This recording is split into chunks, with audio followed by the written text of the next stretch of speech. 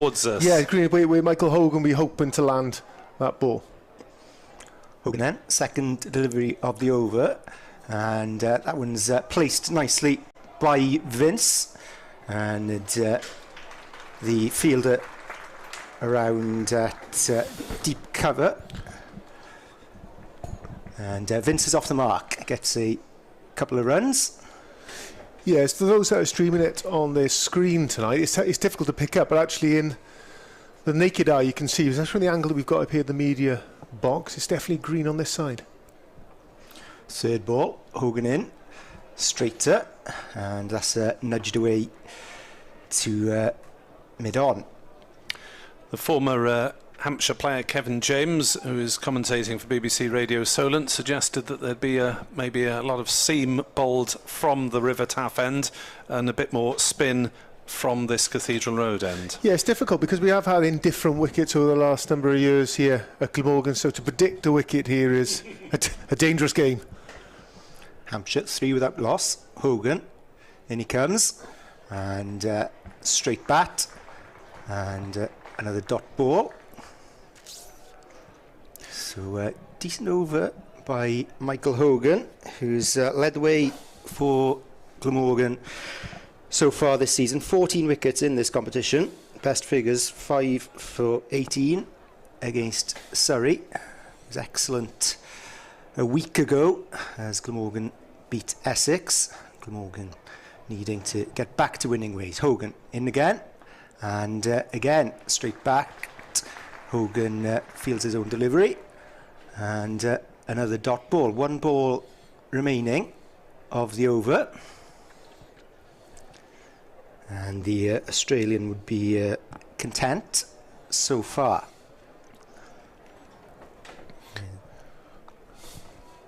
McDermott, the batsman, the Australian international, a powerful batsman, and very dangerous once he gets going, and tries to pull that one, didn't find the middle of the bat, and he'll go through for one. So end of the first over, and Hampshire 4 without loss. Yeah, smart over from Hogan there, just the 4 runs coming from it, slightly back of a length, but only the 4, as I said. A good chat with Michael Hogan on the way on the school run this morning. I said, Hogan, can you give me some sort of tips on maybe how Hampshire might play, or you think? He said, well, McDermott's a very, very good batsman. I think, did he say so, 10 internationals, is it, or 15 internationals? He's played 23 in the shortest formats. He's on the cusp of breaking right into the Australian team, but he's very dangerous. I said, any plans? He said, I'm just going to try and hit the top of off. It's done him for the last 10 years, so I guess it'll do another half year. Sisodia, now this is a change of tactics from Glamorgan, because having opened in previous years, he hasn't done much in the power play overs this year, so Glamorgan opening up with spin from the Cathedral Road end here on BBC Sport Online as he bowls to McDermott, strikes him on the pads, appeal for LBW, probably going down leg side. But I guess in this form of the game there's a tendency to appeal as often as you can to put the batters off from running, if nothing else. As umpire Mallender shuffles off to point. Sisodia bowls a sweep and a miss from McDermott. Plays for Hobart Hurricanes currently in the Big Bash. It's in Australia's T20 side in Pakistan, in Lahore, in March, their most recent engagements before the current lot in Sri Lanka. Short ball from Sisodia, and he's hit on the pads, is McDermott. Great start from the Glamorgan spinner. Yeah, wide up crease, just angling that ball into leg stump very quickly, not looking to turn it. Sisodia then left arm round the wicket, bowls to McDermott, who tries to slog sweep, and there's a big appeal again, not given. You like the look of that one, Mike? I do like the look of that, possibly sliding down, but it's another dot ball for Glamorgan. 4 dots so far in the Sisodia over. Can he finish it off as he bowls again to McDermott, who works that on the leg side, looks for 2. Hogan comes in from long on, gets the throw in. Sisodia takes it at the stumps at the non-striker's end. So 1 off 5 balls for McDermott, the vastly experienced James Vince. Checks his guard with umpire Baldwin. And surveys the field. Outfielders, both on the leg side at mid-wicket and long on. Sisodia in to bowl to Vince, who drives up to long on for a single. So an excellent second over of the innings from Glamorgan, delivered by Prem Sisodia. And looks as though Glamorgan have got plans for this particular pitch, Mike. Yeah, possibly the 2 spinners, obviously Salt and Sisodia, possibly operating from this end. Possibly, I'm trying to say, green one side, a little bit dusty the other side. Maybe that is a plan, but I vaguely remember last Thursday, Essex, I think they went off a little bit hard and tried to set maybe a 150, 160 when really ended up with a 113, 114, is that right? Yeah, 113, yeah, so dead on. I think that might be the reason why Glamorgan won the toss and asked Hampshire to go and say, right, you set a total, you're not sure what it is, we don't sure what a good total is, off you go. Change of bowling at the River Taff ends as James Harris will come in, charges in, and it's off the middle of the bat, that one, and Vince finds the boundary, first boundary, piercing between deep point, and Vince moves on to 8 runs. He's just one of those players, Vincent. He's very easy on the eye, makes it look very, very simple. It's the kind of play, if you are a Glamorgan supporter, you don't mind watching a few shots before he disappears. Not too many. So Harris, second ball. In he comes. And again, he's hit that one hard, James Vince. And second boundary. Flew over cover. And Vince has found the middle of the bat. Yeah, big full half volley from James Harris, first delivery, and tried to drag it back slightly, but Vince, obviously in reasonable form, and for, well, why not? It's a reasonable length. I'll just, rather hit it on the floor, I'll pick it up over cover, and another boundary. Wonderful shot from the Hampshire captain. Hampshire Hawks then 14 without loss. Third ball of the third over. James Harris. In he comes. And again, Vince finding form, a third boundary, and again it's to that offside, and it's 3 on the trot now for the Hampshire captain. Slightly better length, he's dragged it back a little bit, but a little bit too wide. That's a strong area from Vince. He's well known for his back foot play, cuts or back foot drives. Slight change in the field there. He's brought his David Lloyd's brought his extra cover around sort of backward point, and he's got a man who was down a third man has sort of brought himself right round to deep points, who's covered that area where those boundaries have gone. Fourth ball for Harris, straighter, and that's blocked away to mid-off, and a dot ball for James Harris. Yeah, a better line, that length there from James. That's what he's been searching for the previous 3 deliveries. For viewers of the video stream, there's a technical issue with replays at the moment. So they'll sort that out as soon as they can, I'm assured. Hampshire then 18 without loss as Harris comes in for his 5th delivery of the over, and again to the offside. Vince this time the man at deep cover fields, and it's just a single there for Vince. Hampshire moving on to 19 without loss. Final ball of this third over. On a glorious evening in Cardiff, the sun's shining, and plenty of entertainment this evening for the crowd. Harris, and it's edged that one, and it's beaten that man that's come in at backward point, and it's gone for another boundary, and Hampshire move on to 23 without loss. Yeah, I'll give credit to the batsman. I think McDermott actually meant to put that ball in that area. Maybe not as fine as he wanted, but he was definitely aiming for that area. It's a heavy over for Hampshire there, picking up many, many boundaries. Yeah, 17 off the over, so Hampshire moved from 6 without loss after 2 to 23 without loss after 3, and Looks like a change of bowling. Michael Looks Hogan. like we're going to have Hogan swapping ends.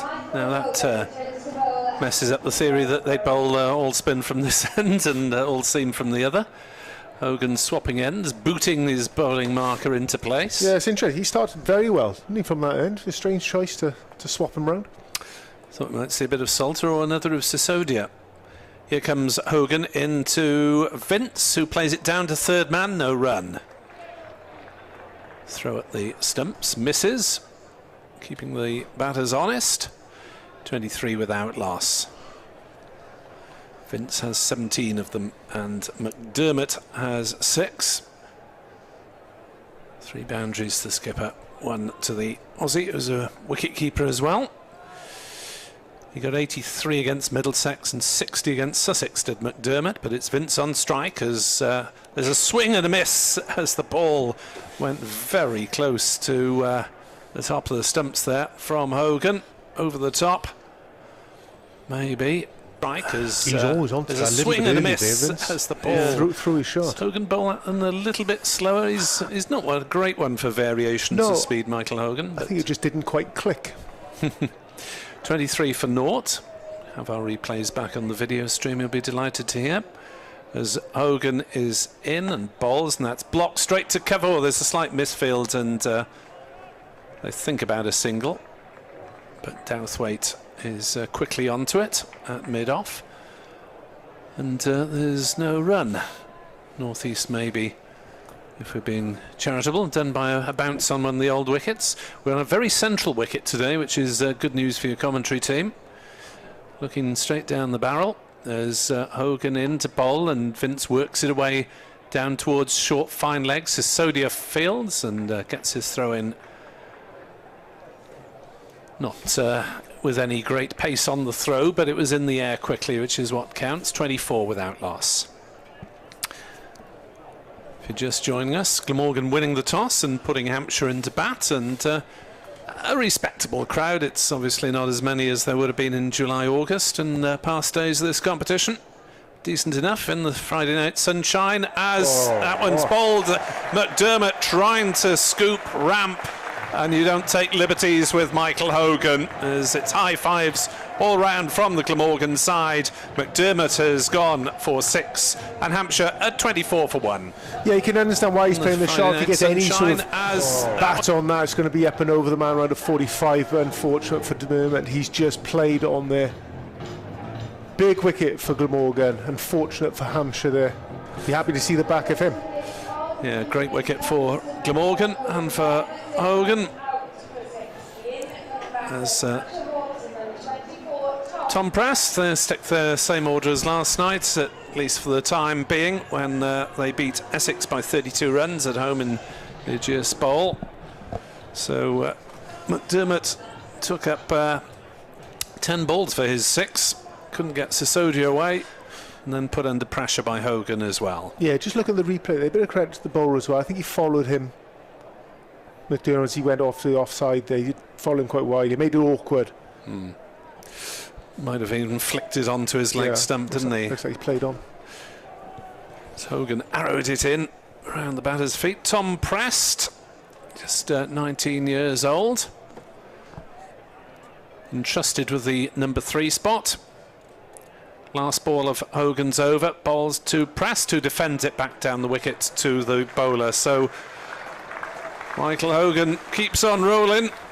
Just one off the over and the wicket of McDermott as well. So Hogan really has bowled superbly now. 2 overs, 1 for 5. Hampshire 24 for 1 after 4. Vince 18, Prest yet to score. It's just such a shame when you see him bowling like here's Hogan. Just the 5 runs coming from his 2 overs so far. He's been unbelievable in this competition so far for his team, and to think that this is going to be his last year at the club just feels like a real shame. Well, next time you meet him on the school run, Mike, chat him into it. Honestly, I genuinely was. I was trying to convince him to stay for it. I was like, what are you going to plans for next year? You stay? He said, no, I go back. Have a bit of a rethink. What he's ask Mrs. Hogan. What he's going to do next. Daddy daycare. 5th over, another change of bowling. Dan Douthwaite from the River Taff end. In he comes. And Vince hits it towards deep mid-wicket. And just a single for him. Hampshire move on, 25 for 1.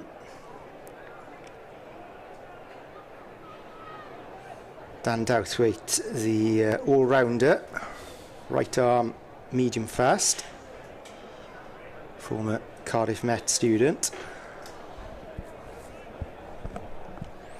He picked the bowlers against Gloucester in the week as he comes second ball, and that beats the edge of young Tom Prest's bat.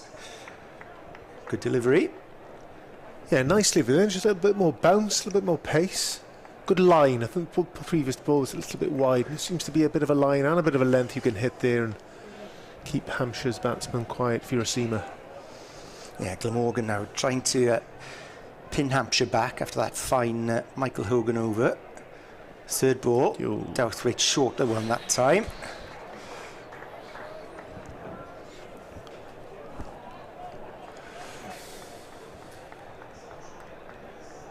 I think he got away with that one. They just look at the replay. Very, very short, very loopy bounce. Close to no ball, or very close, very close. Douthwaite then glad to get away with that. Fourth ball of the over for him. Charges in and hits the pads. There's an appeal and not given. Douthwaite cutting a frustrated figure out there.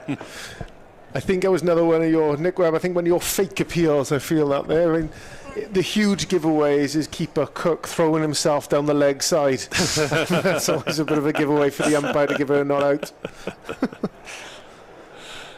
Just distract the batsman. A bit of sound and fury out in the middle. You could argue that it's worked and it's another dot ball. So Prest facing, yet to get off the mark as Douthwaite comes in. And that's nudged away down to third man. It's Colin Ingram down there, fields it. So just single for Prest, who gets off the mark. One ball remaining in this over. Decent over from Dan Douthwaite. Just 2 runs so far off the over. And Glamorgan just frustrating the visitors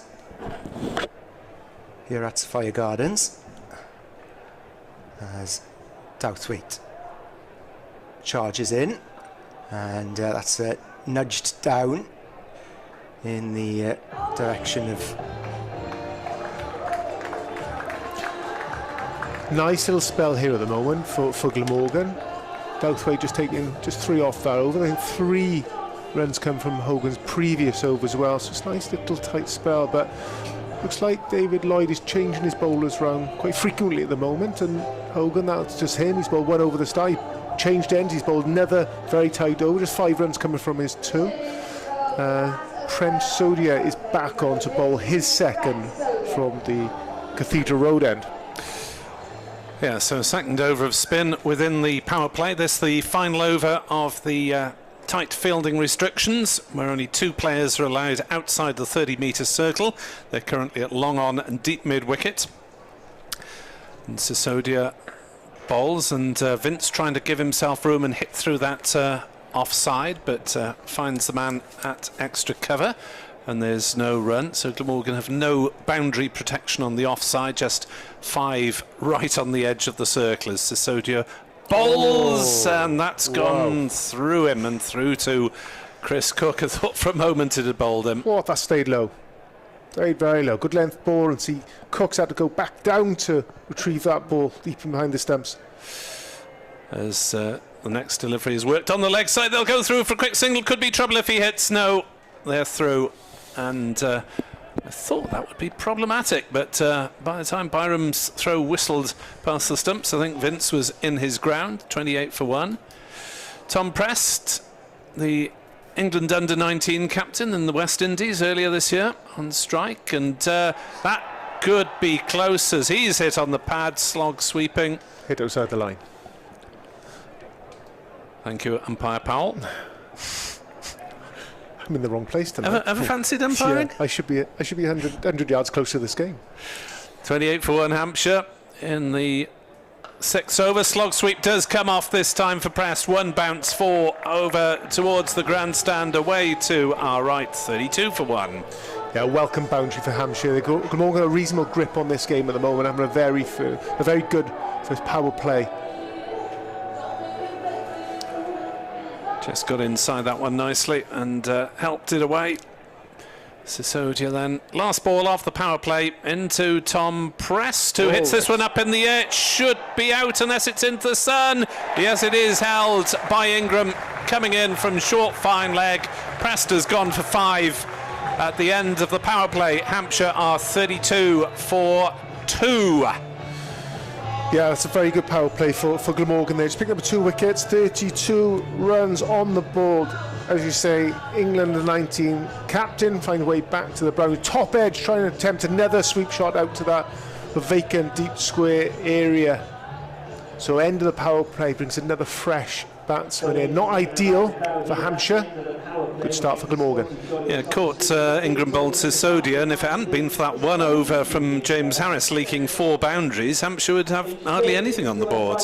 Yeah, I think this is the reason why Glamorgan have inserted Hampshire and asked them about saying, right, set a total. And I wouldn't know what a good total on this. I'd probably set my sights slightly lower. I'd probably look at a 120, 130 and hopefully end up with a 140, 150.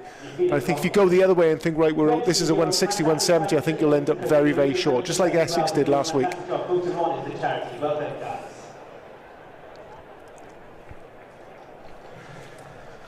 So 32 for 2, Hampshire. At the end of the power play, 7th over. And Douthwaite will continue from the River Taff end. In he comes, and Vince nudges that one to the offside, to deep cover. And Weatherly then, the new batsman, will face, asks for middle. The right-handed 25-year-old made 38 last night against Essex in that victory for Hampshire, who've won 3 on the trot now, so visiting Cardiff full of confidence. Douthwaite comes in and again nudged to the offside, and Weatherly off the mark, goes through for a single. Yeah, I think Essex, I'm thinking about the previous game last week. Hampshire have got plenty of time. I think problems for them is that they start to panic here, thinking they're well below a good total and lose a number of wickets quickly. 34 for 2. Third ball beats the batsman straight through to Cook, and good delivery, Dan Douthwaite. Again, not conceding many runs. 1.3 overs, 5 runs only conceded. 4th delivery of his 2nd over. Charges in, shorter one that time. Carries through to Cook. No ball. And no ball on called. height. Yeah, he risked it in the previous over, didn't he, Douthwaite? That one really did loop well over Vince's head. Yeah, I think he got away with that first one as well, didn't he? Neil Mallender, experienced umpire. Would you have? Don't say play against him. No, don't say play against him. Please. Too old. Come on. Yeah. I don't look that old. Hampshire 36 for 2. Douthwaite.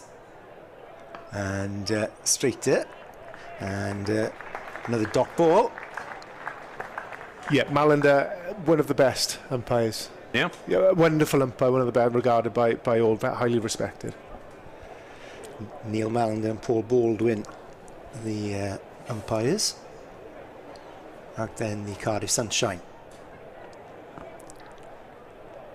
Douthwaite, 5th ball of the over. In he comes, shorter one again, and that's flown over the fielder at point, and 4 runs again to his name. Yeah, a sharp opportunity there Just a backward point for Andrew Salter, diving to his right. But unfortunately, they've got a reasonable hand on it, and raced away for 4. Welcome boundary for Hampshire. Yeah, they've not had it all their own way so far. 40 for 2. Douthwaite, final ball of his over. And he comes and straight to one, and that's nudged towards long on.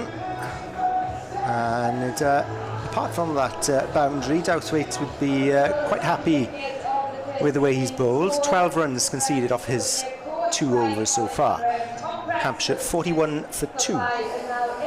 Yeah, what we haven't seen so far is, especially just out of the power play, but we haven't seen many balls hit back down the wicket, which sort of suggests as a batter that it's slightly too paced or slightly slower than what the batsman would like. We have the one that's saying stay quite low from Sisodia, that's stayed quite low. So is it slower than they used to? Andrew Salter will be Glamorgan's 5th bowler, announced over the public address system. And it's 41 for 2 at the start of the 8th.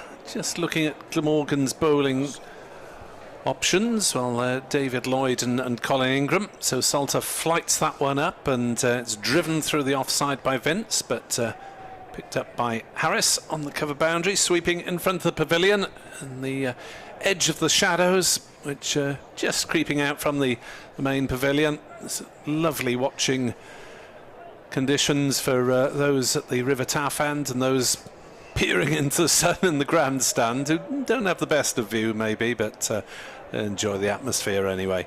42 for 2. Weatherly on 1 not out. Batting to come includes Whiteley, Fuller, Albert and Dawson. There's another appeal from Glamorgan for an LBW, and again it's not given as they go through for a leg by Weatherly on the sweep shot. Possibly slightly hit him outside. That's the only reason I can think that it hasn't been given. So you can see in the replay, you can see all 3 stumps behind his front pad there on the angle that we've got, so probably outside. Obviously the keeper and bowler will be disappointed.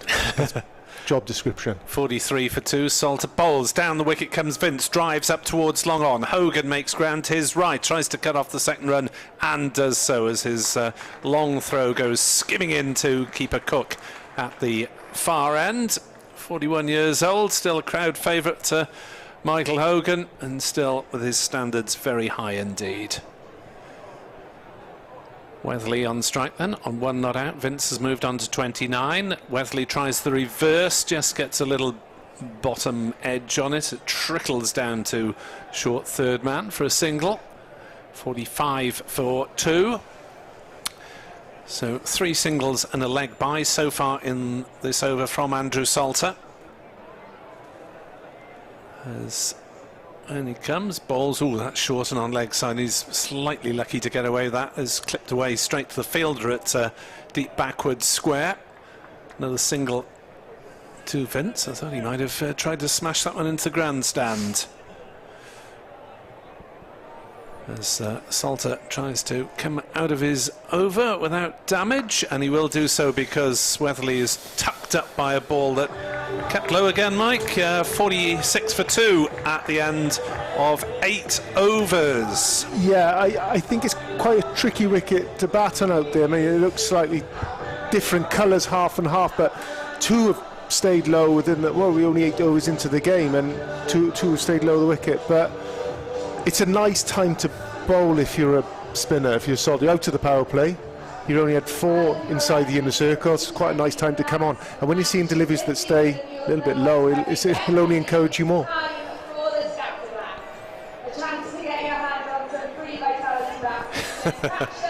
Oh, the crowd get excited now, blasting out T-shirts or assorted merch to the crowd. David Lloyd is going to be Glamorgan's 6th bowler. Yeah, the captain then. God, Nick, I'm glad you're not throwing those T-shirts into the crowd. I think anyone beyond the first 3 rows would never get a T-shirt with your arm. My arm's gone. You have to one bounce it in. Lloyd, in he comes, and Vince defends it. This is something that you will find, Mike, in a few years' time, that once you're over 50, your arm goes. There are not many people over 50 who can still throw. Second ball for Lloyd. And he comes and Vince just kind of pulls that one towards the leg side, happy with the single. I think with David Lloyd's height and how he bowls, he's obviously a skiddier bowler than Hogan. I think if he starts bowling wicket to wicket, which I hope he does, as a Glamorgan fan, I think he could put good figures together tonight. Lloyd straight to one, and it's down the ground, but blocked away. So just a single for Weatherly. So that sort of line on that previous ball there, you just never know. It might nip around, it might swing a little bit, and it might stay a little bit low. All of a sudden, you're in the game. Exactly what you need from Glamorgan's captain tonight. Fourth ball of his over, and he comes again. Pulls that one. Does James Vince, and it's another boundary, and it's a needed boundary because David Lloyd was just pinning them back slightly, but pulled down and past deep fine leg. 4 runs. 52 for 2. 9.4 overs gone. Lloyd comes in again, straight to 1, and hits straight back at the Glamorgan captain. Yeah, getting a little ahead of yourself, Dav. It's 8.5. It's a bit faint on the side of the scoreboard in the sun.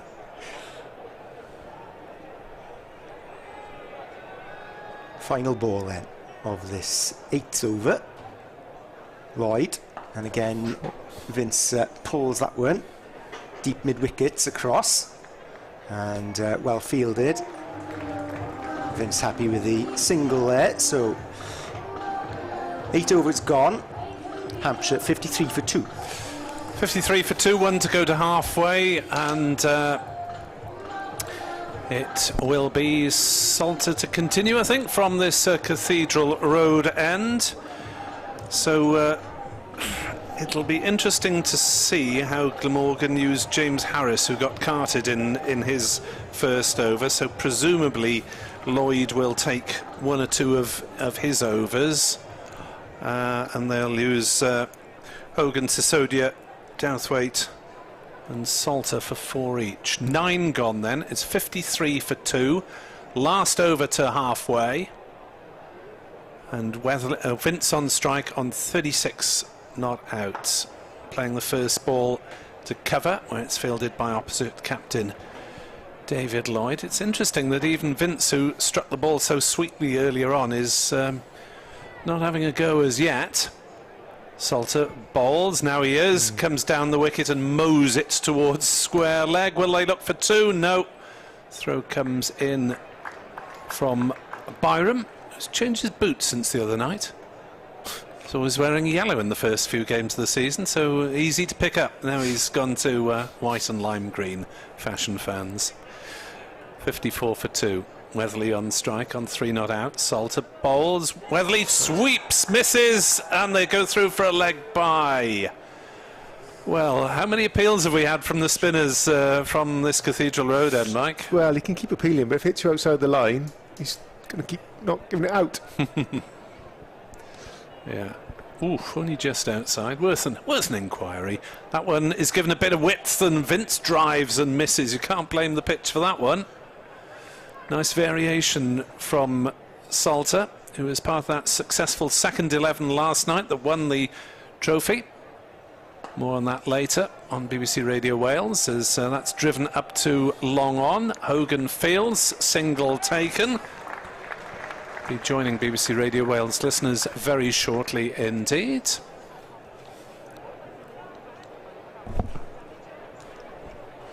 And Hampshire 56 for 2. This the last ball of the 10th over, so we're almost at halfway as Weatherly turns Salter into the onside and goes through for a single. 57 for 2 then at the halfway mark are Hampshire. The pitch has been, well, slightly eccentric at times. 1 or 2 have capped low. Glamorgan have brought an extra spinner in tonight in Andrew Salter. Vince still dangerous, 38 off 36. Good decision by Glamorgan to bowl first, though, Mike Powell. Yeah, I think it's a kind of wicket. No one really knows what a good score is tonight, so it's slightly guesswork from Hampshire in the first half of this game. But Vince, dangerous batsman, still out there, so as long as he's out there, Hampshire will set a good target.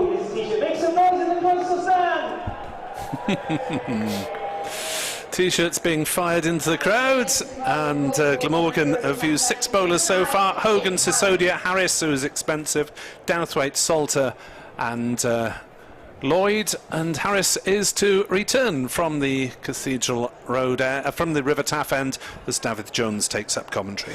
Yeah, 11th over. Harris, expensive, went for 17 off his first over. Can he do better? And good shot off the middle by Welsh, straight down the ground, and 4 runs. Yeah, James Harris looks like he just rolled his fingers over that. Off cut at the start, but batsman onto it, picked it up and straight back over the bowler's head. Short boundaries as ever here at Cardiff, so always plenty of runs to be scored back past the bowler. Yeah, Hampshire then move on. 61 for 2. Second ball of Harris's second over. In he comes, straighter, and that's a nudge towards the leg side, towards mid-on, and Weatherly content with the single. So James Vince, the captain, back on strike. Vince 38 not out off 36 balls. A key player for Hampshire, scored 44 last night against Essex, and in the runs of late as Harris comes in, Vince slashes away at that one. Oh, it's a dropped catch, and that was a real opportunity, and Sam Northeast, the fielder, got his hands to it, but the ball just didn't stick. Yeah, you can understand why he's playing that shot with mid-off up inside the circle, obviously cover there as well. If you just got a bit higher, sailing over the top 4 runs, but it got it a little bit flat. Northeast dropping, hopefully for Glamorgan, not an expensive wicket. 63 for 2 Hampshire. Harris, in he comes. Oh, that's pulled away down the leg side, deep square leg, or misfield. And looks like Douthwaite out there, deep square. That's frustrating for Glamorgan.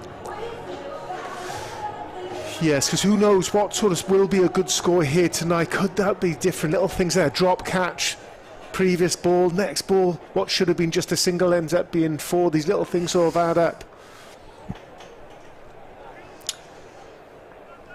Harris then, 5th ball of the over, and he comes from the River Taff, and that again is played down towards a deep square leg, fielded nicely that time. Ironic cheers.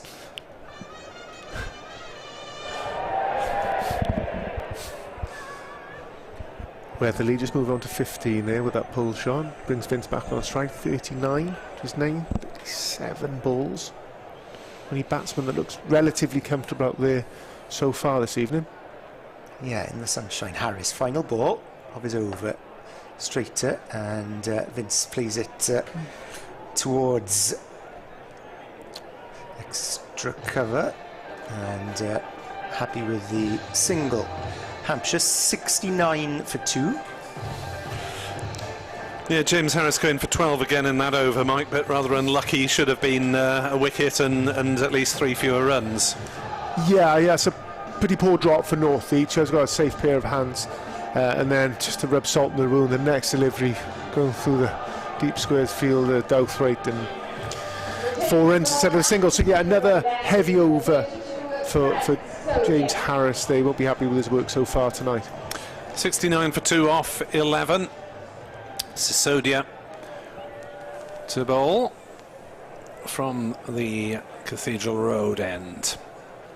Expecting to see the spinners operating mostly from this end, because the pitch, the far end of the pitch, is rather browner than the near end, as Sisodia bowls, cracked into the offside, backward of square by Vince. He'll pick up a couple of runs as it's fielded by Harris, just inside the backward point boundary in front of the dressing rooms, way to our left. 2 runs. Vince moves on to 42. Had 44 last night in Hampshire's win over Essex. He's in decent nick, averaging 45 in fact, with a strike rate of 127. As he's back on his stumps, playing it on the leg side, but he just ambled through for the single. Thought they might have actually tried to push for the two there to try and induce a mistake from the fielder, but didn't do so. 43 to Vince, 72 for 2. Sisodia in for his third ball once Weatherly is ready. Just taking his time, stepping away towards square leg for a moment. As Sisodia is in and Weatherly gets a little bit tucked up, trying to push it into a gap in the offside, but fielded by Lloyd. No run. So Glamorgan's infielders on the very edge of the circle at fine leg and third man, backward point and in at cover. As down the wicket comes Weatherly, but is forced to defend once he gets there. This is probably so far Prem Sisodia's best bowling of the season. Just conceded 10 runs off his first 16 deliveries. As another ball is blocked back to him. Sisodia fields in his follow-through. Weatherly remains on 15. 72 for 2. Final ball of the 12th over here on BBC Radio Wales, BBC Sport Online and on the Glamorgan video stream. As Sisodia bowls and Weatherly takes a single, just poking it away on the offside. 73 for 2, just 4 runs off that over, Mike Powell. Yeah, it just feels like there's plenty of pace in the spin bowlers in their action, but there's very little pace off the wicket so far. I think that's why the batsmen find it so difficult to get the spinners away. And as you say, highlighted again with just that different change of colour of the wicket for the spinners, Salter or Sodia bowling to that. Looks like the browner half of the wicket. Difficult against the spin so far tonight. Back to bowl from the River Taff end then, Dan Douthwaite. 12 overs gone. Hampshire 73 for 2. Douthwaite, third over for him. And he comes right arm over. And that's nudged away to the offside. The fielder at deep cover fields. And Weatherly goes through for 2. Yeah, Weatherly's got a bit of a role to play here, because obviously Vince is going very well. He's on 43 off 40 balls and being the mainstay of the Hampshire bat so far. So he almost has to take the pressure off him, because you want Vince to bat 20 overs ideally. And Weatherly has to take a little bit more risk. And straight bat that time. So Weatherly with the risk taker, like the previous delivery, gave himself a little bit of room so he can manipulate that ball on the offside and maybe get some runs away there, which he did.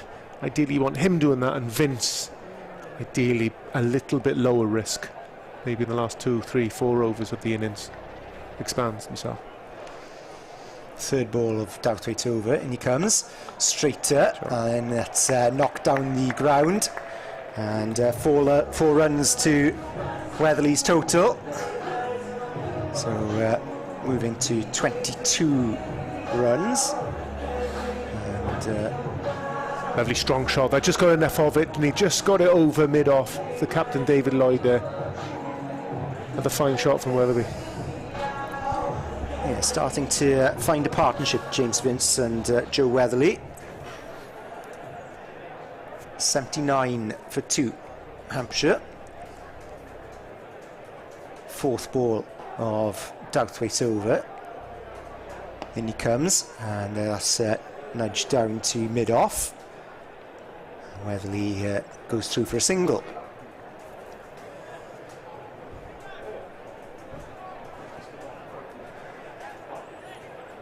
As Glamorgan change their field. A few minor adjustments for Vince, who's on strike. 43 runs, James Vince, of 40 balls. Douthwaite comes in, 5th ball. That's a wider one. He's struck hard towards the fielder point. And a dot ball for Dan Douthwaite.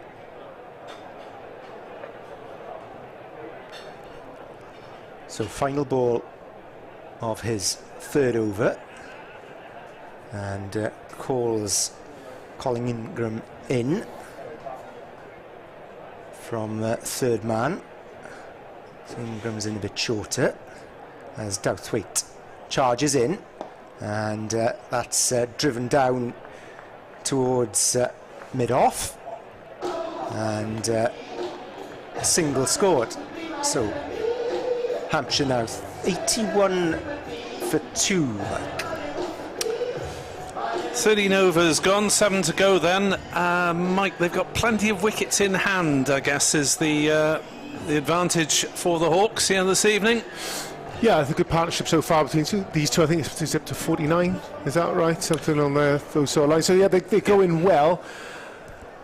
It's interesting. I think they are doing well, but you just don't want to go too early. 2 more wickets on that score, but it looks like a tough wicket to get into and start scoring freely. It's only now with both batsmen are now at the crease and scoring freely. So if Hampshire have another 4 or 5 overs of this, I think they'll set a reasonable score tonight. What they don't want is another 3 balls of this and get 2 more batsmen in.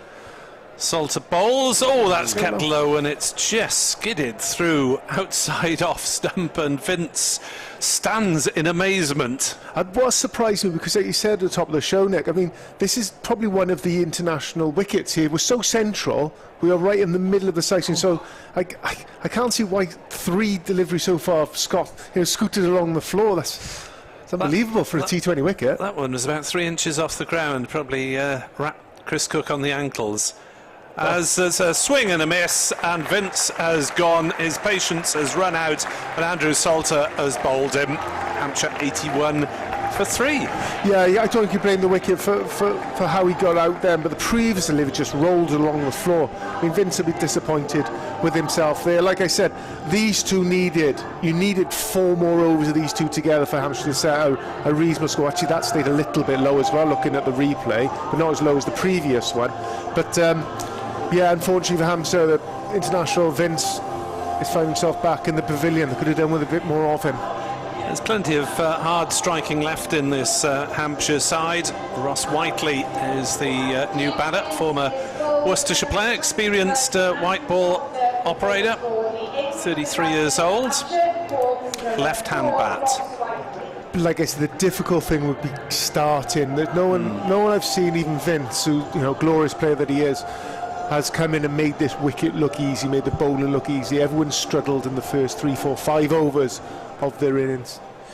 So wickets falling in the 4th, 6th and now 14th over, but it should help Glamorgan batting second to know what they're up against on this half and half wicket, and we don't mean half rice, half chips.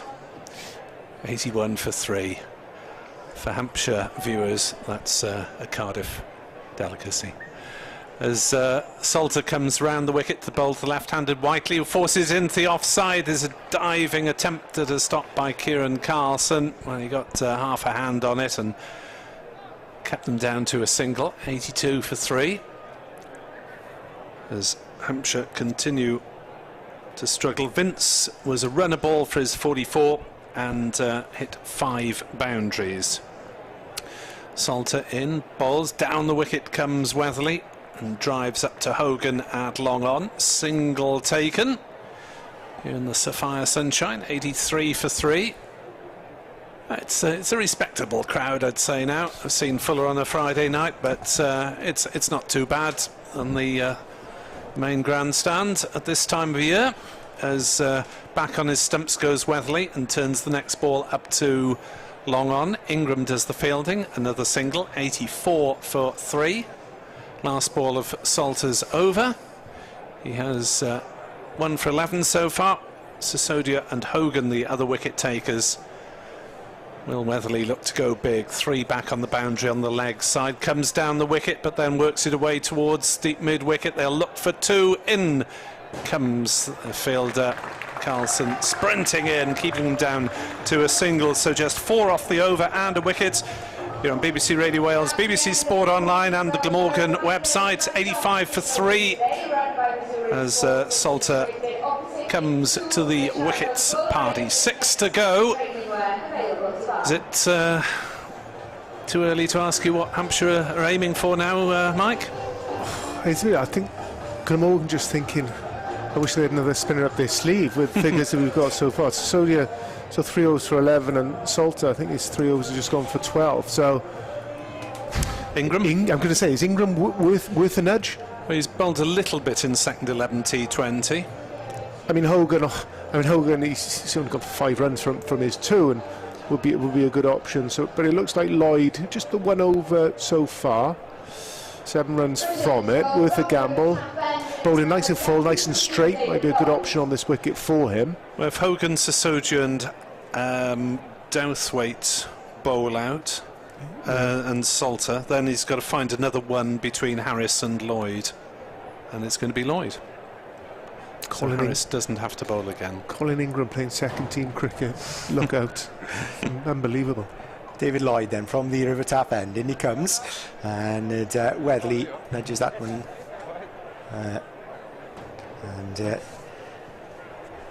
Deep cover, Fields. Single. So Whiteley on strike, left-handed.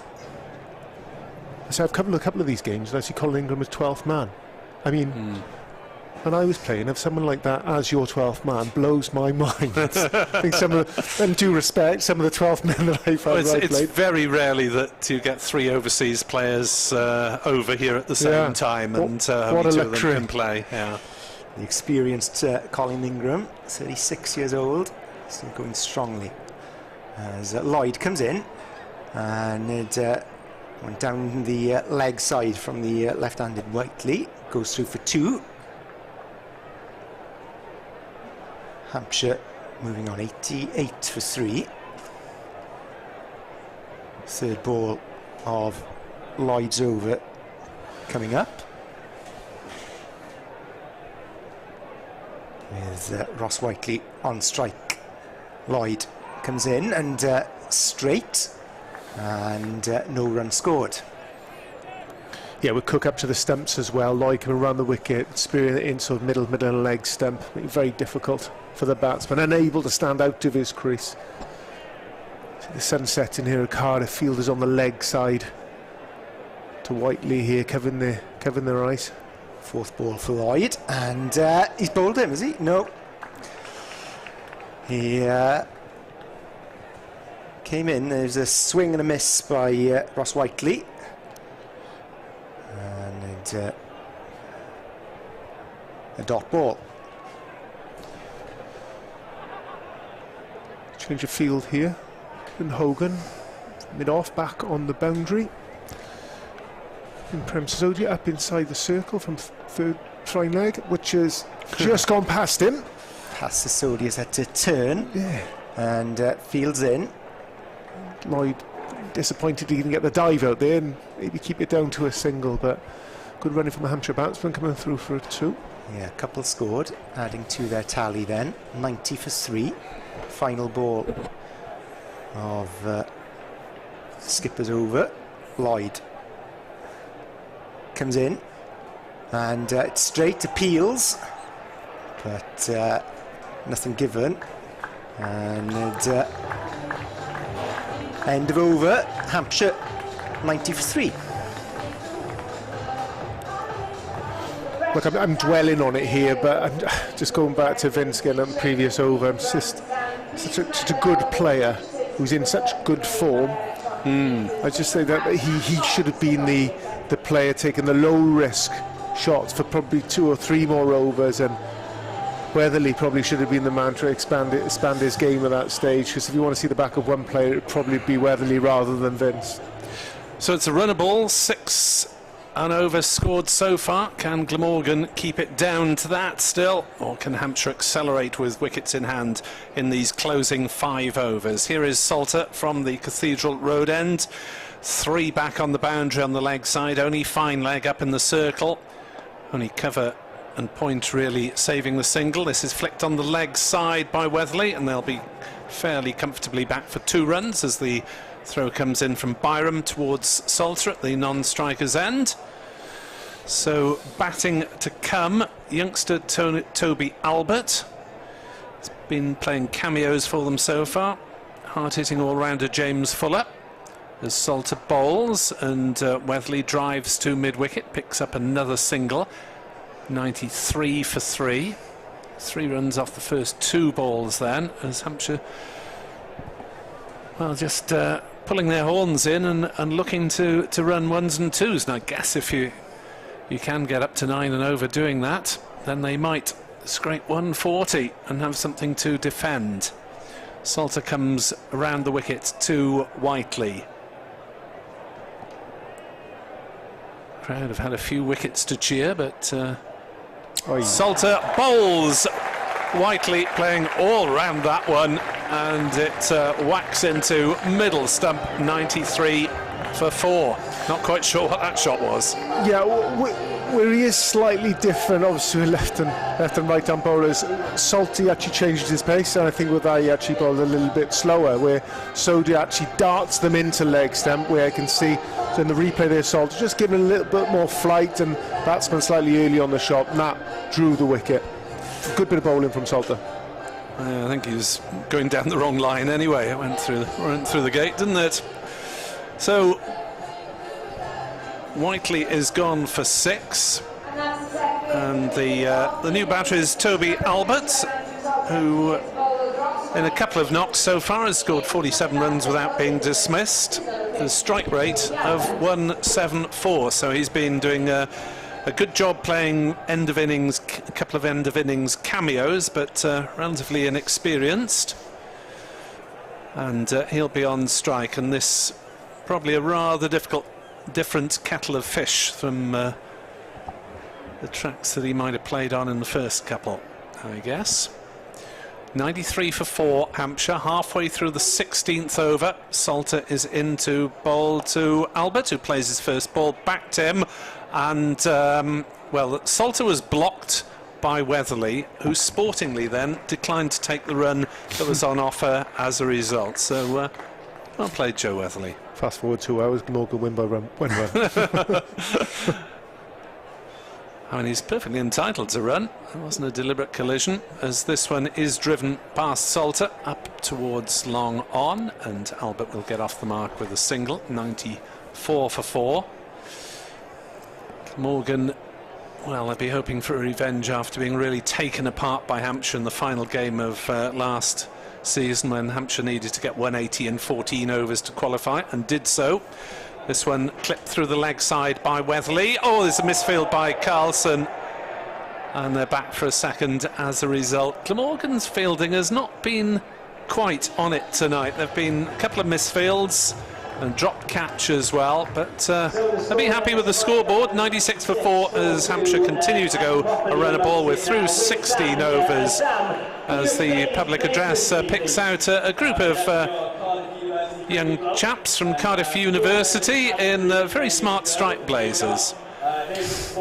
Yeah, so four overs to go. What would you say? Another 35 on top. Be something reasonable. Yeah, I think Hampshire look for 140. Yeah, I think Hampshire would be reasonably happy with that, and I think actually Glamorgan would probably take a 130 from them as well. So at the moment, it feels a little bit like honours are even. Glamorgan slightly on top. Come on, Mike, you're usually Mr. Optimistic. I am, but honest, I like to call myself. I'm optimistic. Yeah, Glamorgan slightly on top. You got but a it's little even. butterfly in the stomach. Must have been something you had downstairs at the former players do, which Mike is also chairing while commentating. He's a man of many parts. They've double booked. Talented Mike Powell as Mike Hogan comes in. And it's beaten the bat straight through to Cook.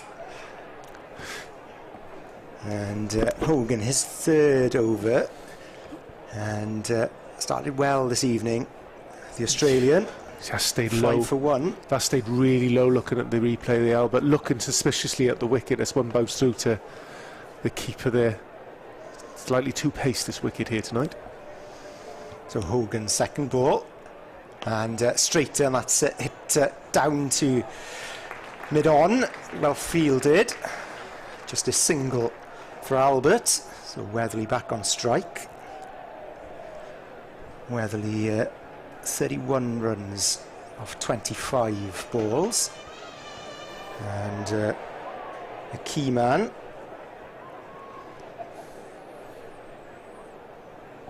Hogan from the River Taff end. Comes in for ball number 3. And straight shot to the offside. And fielder at deep point. So just a single for Wellesley. So Albert, the new batsman, back on strike. And Hampshire not getting much reward from Michael Hogan. 4th ball. In he comes. Charging. Hogan. And shorter one. Tries to pull it. And nowhere near the middle of the bat. And Albert content with a single. Yeah, very little on offer so far from Hogan. Very touched. Just 3 singles from us over so far. 4 deliveries gone. Hogan just 8 runs so far from his 3.4 over. Is excellent. I mean, he's so difficult. He's excellent anyway, but with a wicket that's playing slightly as it is tonight, it's twice as hard. Wiley Hogan, shorter that time and wide, and that's pulled away for a boundary. And first boundary for Hogan to concede. 4 runs added, and Hampshire up to 103. Batsman coming over to off stump there, trying to manufacture some, try and make something happen out there, because there's very little on offer from Hogan. Hogan followed him wide outside off stump, but his length was slightly short, and very good shot. Pulled away to the leg side. 103 for 4 wickets. 16.5 overs. Final ball for Michael Hogan of his over, and that's to the offside. That one deep cover, another misfield out there on the boundary. Yeah, it's not the smartest bit of fielding out there, deep cover, but no harm done, just a single taken. I think the actual running between the wickets is probably as good as the field in there. Like, amble through for the single, but there was definitely 2 on offer, but they didn't take it. And in a low scoring game, which this will be tonight, these little things I said earlier will add up. Yeah, Byron with a little fumble, Carlson with a fumble, Douthwaite left one on let one through on the boundary, which probably cost 3, and North East dropped a sharp catch at short extra cover. So Glamorgan have given away half a dozen plus the drop. Kieran Carlson out here as well is another spill. Sisodia from this Cathedral Road end into bowl to Wellesley, who top edges a sweep down towards fine leg, but he's got away with that. And did that go all the way for 6? It was close to the boundary. No, just 1 bounce inside the ropes. I didn't think he'd got all of it, but it was fairly firmly smashed away in the end. Yeah, it looked like a top edge. Wow. A firm top edge. Almost went all the way for 6. There's a reasonable boundary here tonight to the leg side for the right-hander. So Wellesley keeps on going as it pulls and misses, and Cook removes the bails. 108 for 4. Wellesley under 41 not out with that boundary. Chris Cook has had to look lively, because there has been some low bounce from the bowlers from this Cathedral Road end. Cook taking off the bails just in case, as Cook suggests a little fielding change. The former captain. Sisodia bowls. Down the wicket comes Wellesley. Drives up towards long on. I thought he'd found the gap for a moment, but Salter's run round from long on and done the fielding and keeps them down to 2 runs. 110 for 4 Hampshire in this 18th over. As Sisodia has another little chat with Chris Cook and David Lloyd. Cook, the experienced wicketkeeper, 36 years old, passing on a thought or two about where Sisodia might bowl as he bowls to Wellesley. Comes down the wicket and drives straight back to the young Cardiff spinner. Blocks it in his follow-through. 110 for 4. Crowd really getting into it. Sisodia bowls and push forward on the offside, and they go through for a single. 44 to Wellesley, 111 for 4. But it says something, Mike, that at this late stage of the game, a well-set batter is happy with nudging the odd single. Yeah, it looks very difficult out there to not only to survive on time, so it's got some runs. Yeah, I think 130 might be competitive if Hampshire can get that far. As back on his stumps goes Albert, takes a single up to long on. 112 for 4, so 8 runs off that over from Sisodia. Just 2 to come. Looking at Hampshire's spin attack, well, Liam Dawson might be licking his lips, as might Mason Crane. They've got 2 specialist spinners, and they'll certainly need him. Yeah, it'll be tough out there, but and then also without a number of batsmen, or 1 or 2 important batsmen tonight, Glamorgan's line-up. I tell you what, you touched on there, Nick, with Cook behind the stump. We talk how difficult it is out there for the batsman, but he's done a really smart job tonight keeping wicket. They say a number of them have kept low. He's whipped off the bails off when it needs to be. A number have double bounced him off the seamers as well. But it's sort of gone unnoticed, and the good keepers usually do their work without little fuss, and tonight he's been excellent for his team. Yeah, good stuff from Chris Cook as Douthwaite back for his 4th over, just 2 overs remaining. Hampshire 112 for 4. Douthwaite comes in, that's wide. Should have said Sisodia bowled out with 4 overs, 1 for 19. Salter's also bowled out, 4 overs, 2 for 18. Good figures from the spinners. So Douthwaite, in he comes, straight, and that's hit straight back at him, and fielded at mid-off. Douthwaite probably thought that was coming more quickly than it was, because he looked to cover up, and he might have had a go at catching it, because it wasn't hit very hard in the end. Dived out the way. Can't blame him. Wheel almost got wiped out by a return drive the other night. Did well to protect his face. Dan Douthwaite in the sunshine, far end, coming in towards us, and that's pulled up high, falls short of the fielder at deep mid-wicket.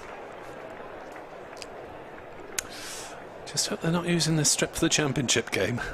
Starts on Sunday. Yeah, I'm trying to be really kind here, because I know the ground staff work very, very hard here. Yeah, proving difficult for the Hampshire batsman. 115 for 4. Douthwaite in he comes again, and that's hit down to mid-off. Field dropped. I think that carried. I think it did carry. Well, if it didn't carry, there wasn't much of an attempt to dive forward and catch. I appreciate it come very sort of flat and low, possibly out of the sun, because the sun is set in here. But Lloyd, it's really make a huge effort to get forward, to get underneath it. Was quite happy to stop. Yeah, I think that carried, just about carried. Another drop catch. 4th ball of Douthwaite over. Across the line comes Weatherly. An appeal, but nothing doing. With Albert back on strike then. 18.4 overs gone. Hampshire 117 for 4. Yeah, maybe that was a half volley to David Lloyd. Looking back on a replay. 5th ball of Douthwaite over, straight to one, straight down the ground. That one up high, skies it, and carries all the way for 6. And Douthwaite frustrated out in the middle, but fine shot. Batsman giving himself a little bit of room to the leg side there, but unfortunately Douthwaite, he's a nice length for the batsman to hit it back over his head. Lovely shot, first 6 we've had this evening. Just shows how much hard work it's been for the batsman. But a welcome 6, and at the right time. It's 1.1 overs of their innings left. Yeah, Tony Albert hitting it down the ground towards the River Taff end, over the boundary for 6, and an imposing batter, the young Tony Albert. Scored 24 off 12 balls against Essex last night in Hampshire's victory. Lloyd just having a chat with his bowler at the top of the mark. No change. I think they're thinking about possibly putting the 3rd man back, which they have done. Third man's gone back. Ingram just below us here in the commentary point as Douthwaite comes in straighter and knocked down towards mid-off. Single taken. Hampshire up to 124 for 4 after 19 overs. Yeah, reasonably expensive over for Douthwaite. The other 11 coming from that. I think there's 4 overs for 30, which is quite expensive for this game. For this game, yeah, for this game. Potentially, yeah. Normally isn't. As oblivious Cam, I haven't seen that one on the screen before. The camera's picking out some people who have no idea that they're being filmed. Oh well, at least it's not a kiss cam. Some gentlemen enjoying their liquid refreshment, and who can blame them in the sapphire sunshine on a Friday night? So we will have Michael Hogan to bowl the last over. So Sisodia 1 for 19 in his 4. Harris 2 overs for 29, though slightly unlucky in the second over with a misfield and a drop catch. David Lloyd 2 overs 0 for 12. Skipper will be reasonably satisfied with that. 124 for 4, last over. Here on BBC Radio Wales, BBC Sport Online, and on the Glamorgan video stream as Hogan directs his troops. Glamorgan got plenty of time to play with. So cut-off time at 7:47, and they're starting their final over around about 7:41. So Hogan's got several minutes to change his field round if he wants. 124 for 4 then Hampshire, as Hogan bowls a slower delivery. They'll try and run it by, but there's a shy at the stumps. Albert swung and missed. Slower, wider ball from Hogan. It's just dribbled through to Chris Cook. Yeah, difficult from this side, as we said earlier. It looks slightly browner and dustier what Hogan's bowling to a length here. So any sort of slow ball which he's bowled it, is it going to stay low? Is it going to turn? Is it going to come out with a bit more bounce? We don't know. Toby Albert on 13 not out as Hogan bowls wide. That one just went a bit too far. He was aiming for a sort of 6th stump Yorker length, but went outside the blue tram lines. Yeah, it's fine line. So he's obviously going full and wide there. He's got to cover out at deep. So he's got cover to cover the shot at deep point, and he's got long off as well. So I understand why he's bowled that delivery.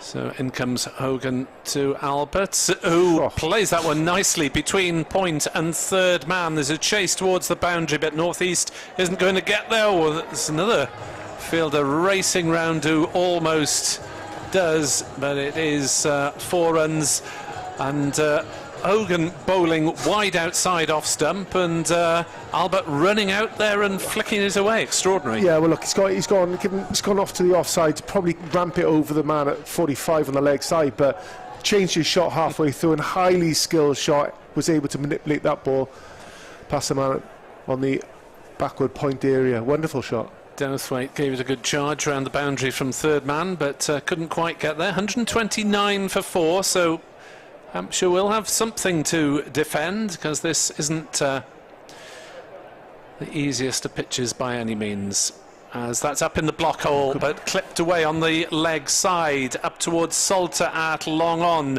2 runs taken, throw comes in, and safely home is Joe Weatherly at this non-striker's end. So Albert's doing quite nicely. He's moved on to 19 off 13.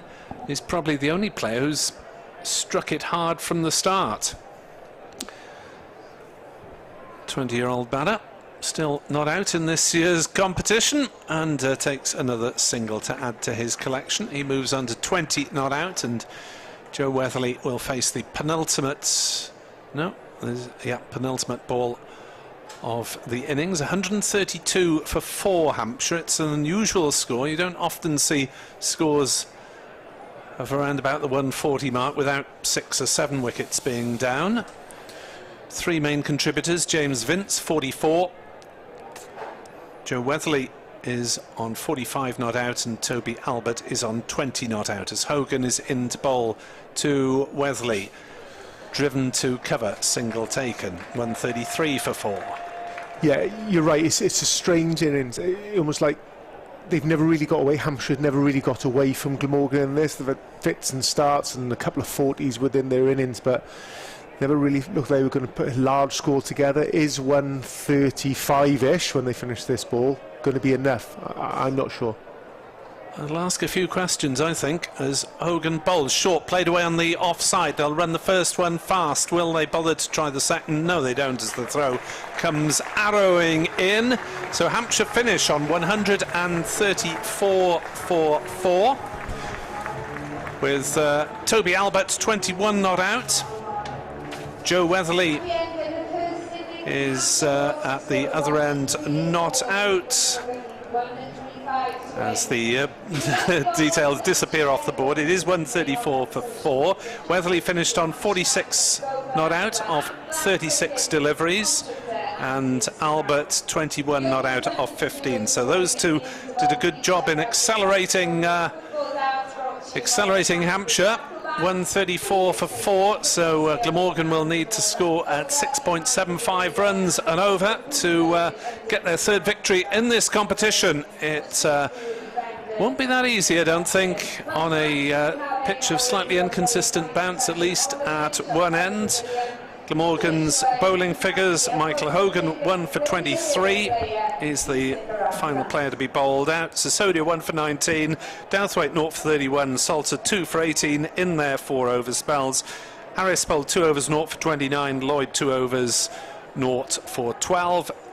The top scorers then: Weatherly 46 not out, Vince 44, Albert 20 not out. And Glamorgan will need 135 to win when commentary resumes in around 10 minutes' time.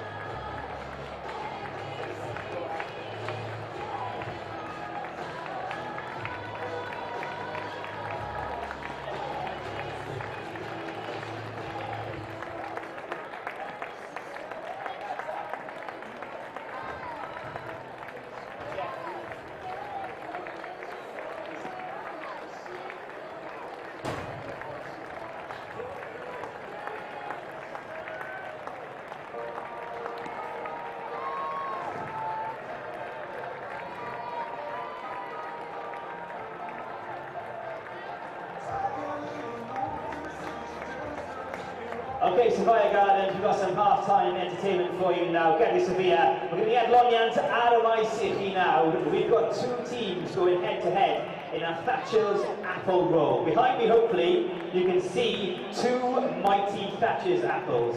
We've got two teams. It's a race, a relay race. The teams will go up once to the yellow cones you can see, then back. Whoever wins and does that in the fastest time wins a crate of Thatchers. It's as simple as that. We've got half our teams here. First of all, what's your name? Harry. And Harry, who's in your team? Shahar. So Shahar's at the far end. As a partner, how do you rate him? Is he going to be any good? Yeah, it's fantastic. It's unusually Bolt. There you go, some fighting talk from this team. And you're Ellis. Ellis, who's your team partner? Gavin, are you feeling confident? No. No. Have you ever done anything like this before in your life? No. How many beers have you had? None. None? Okay, that means he's fresh and ready to go. Get in your positions, guys, please. This is a big moment in your lives. Lots of people watching, lots of people going to remember this forever. So I'm going to turn you back to you guys. Camera focus on the apples, please. Okay, we're going to go in 3, 2, 1, go, go, go! It's not as easy as you look, because these apples aren't quite right. Look at Ellis go! Oh, he's crashed to the right. They're neck and neck in the halfway stage. Harry, where are you going? Come back, come back. Oh, look at this. Team number 2 are flying. This is Gavin to take the victory. Make some noise for Ellis and Gavin. Congratulations, guys. That crate of Thatchers is yours. And team number 1, Shahan's just finished as well. He's over there behind your camera. There you go. Sophia Gardens, make some noise. That was the Thatchers apple roll.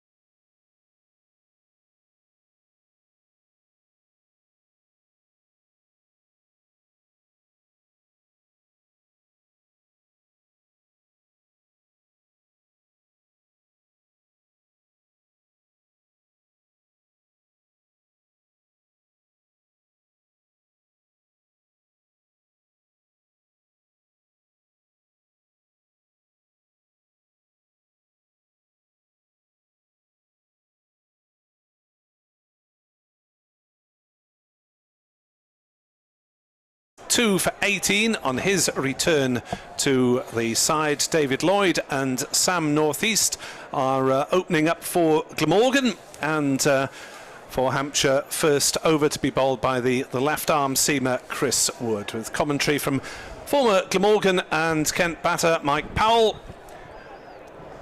And as Radio Wales listeners joined us very shortly. So it's 135 to win for Glamorgan for a third win of the season. David Lloyd and Sam Northeast to open the batting, Chris Wood to open the bowling, and Dav Jones to open the commentating. Thank you, Nick. And it's Captain David Lloyd on strike as Wood comes in. First ball, and Lloyd just nudges it down the leg side and goes through for a single. Sam Northeast on strike. Lloyd and Northeast established a decent partnership in midweek in the defeat against Gloucestershire. Both forceful batsmen.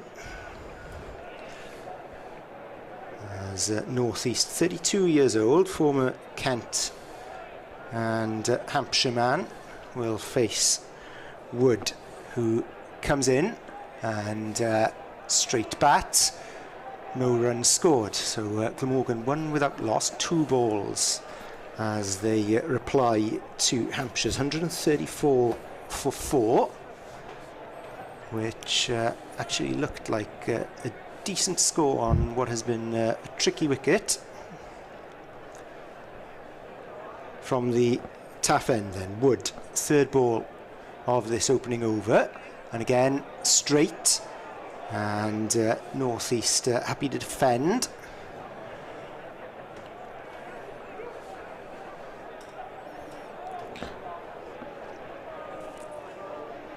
In the sunshine, with the sun just setting to our left as we look down from the commentary point in the stand here at the Cathedral Road end. Facing us, Wood comes in, fourth ball, and Northeast is off the mark, plays that one out towards cover, and Glamorgan 2 without loss. 4 balls of Wood's over bowled, left arm medium fast, Chris Wood. 2 for 18 last night against Essex. The 31-year-old comes in, and straight bat from Lloyd, the captain, and decent stuff opening up by Chris Wood. Just restricting Glamorgan here. 2 without loss. Final ball of the opening over. So the clock ticks towards 8 o'clock on Friday night, with a decent crowd at Sophia Gardens, as Wood comes in and bowled straight through, and Lloyd is dismissed, and Hampshire celebrate, and Wood has got a wicket. What a start from Hampshire there, and Wood especially. Just the 2 runs coming from his over, and just did it on the angle there. So probably pitched off middle and leg on the angle, coming across to the right hand and flicking the top of off stump. Perfect delivery from the left armour. Wonderful start for Hampshire. Just a little bit too much foot movement from David Lloyd, trying to put the bowler off, and then ended up putting himself off, maybe? Possibly, yeah. You can understand why he's moving around, because he does bowl so well, Wood. He's a huge performer for Hampshire. He bowls obviously in the power play, and he bowls right to the death as well, and he's got a great record, so his control is exceptional. So Lloyd, unfortunately for him, is back in the pavilion. So Lloyd averaging 22 before this game, strike rate of 141, one of Glamorgan's more powerful hitters. Northeast is going at 108 in this season's competition, so he's only just over a run a ball, but that would be enough tonight really to give Glamorgan a decent shout at victory. So it'll be Liam Dawson to open up, the experienced slow left arm bowler. We didn't see him with the bat. England international, a very canny bowler in this form of cricket. He's got 9 wickets, an average of 15 in this competition this season, economy rate of just 6 2/3, which would be enough to win his side the game if he reproduces that. He bowls to former teammate North East, who clips it away on the leg side for a single. 3 for 1 Glamorgan. Yeah, what it does, you see the back of David Lloyd, bring Colin Ingram, hugely experienced player in this format. Usually a slow starter, so he likes to give himself a little bit of time and then sort of expands his innings from there. So yeah, it gives Colin Ingram, Glamorgan's best batsman, time at the crease. That's what it does to. Ingram with 10 on his first appearance of the season on Tuesday when Marnus Labuschagne departed. 3 for 1 Glamorgan, second over, chasing 135 as Ingram plays that one towards mid-on. That beats the man at short mid-wicket, so there's a single available because mid-on was in fact up at long-on as Sam North East takes strike. 4 for 1. Glamorgan in the navy blue and daffodil gold colours, Hampshire in bright yellow shirts, dark trousers. Dawson bowls. That's worked on the leg side by North East. Single taken, so lots of experience, lots of time in the middle for these two batsmen at the wicket at the moment. They'll have seen it all. North East with a lengthy county career, mostly with Kent and Hampshire, now signed for 3 years with Glamorgan. Ingram plays that onto the offside, thinks about the single, decides against it. Ingram's going to have a look at this pitch, and quite rightly so, as Mike's been suggesting. 5 for 1 after 10 balls. Glamorgan 135 is the target. Dawson in. Ingram gives him the charge, hits him straight back over the top, and just about clears mid-off, or just straight of mid-off for the single. Didn't get all of it, but he got enough of it. 9 for 1. Nice shot, just shuffling down the crease here. Quick feet. No spin from Dawson. Got enough on it just to pick it up over the bowler's head. 4 runs. Dawson in again to bowl to Ingram, who whips that one up towards long on. It's fielded by Toby Albert, the youngster who did well at the tail end of Hampshire's innings. Single taken. Glamorgan 10 for 1 after 2 overs, chasing 135 to win. So you got North East out there. He's had a very good campaign in this format so far. He's done very well. He's the mainstay of Glamorgan batters. What you've got out there as well is Colin Ingram, one of, if not the, Glamorgan's best ever one-day batsman out there, based on stats alone. Very frustrated, being 12th man for a lot of these games. Only signed a one-day contract with Glamorgan. Doesn't play 4-day cricket, but he's been 12th man. Sorry, corrected, but he's been on the sidelines.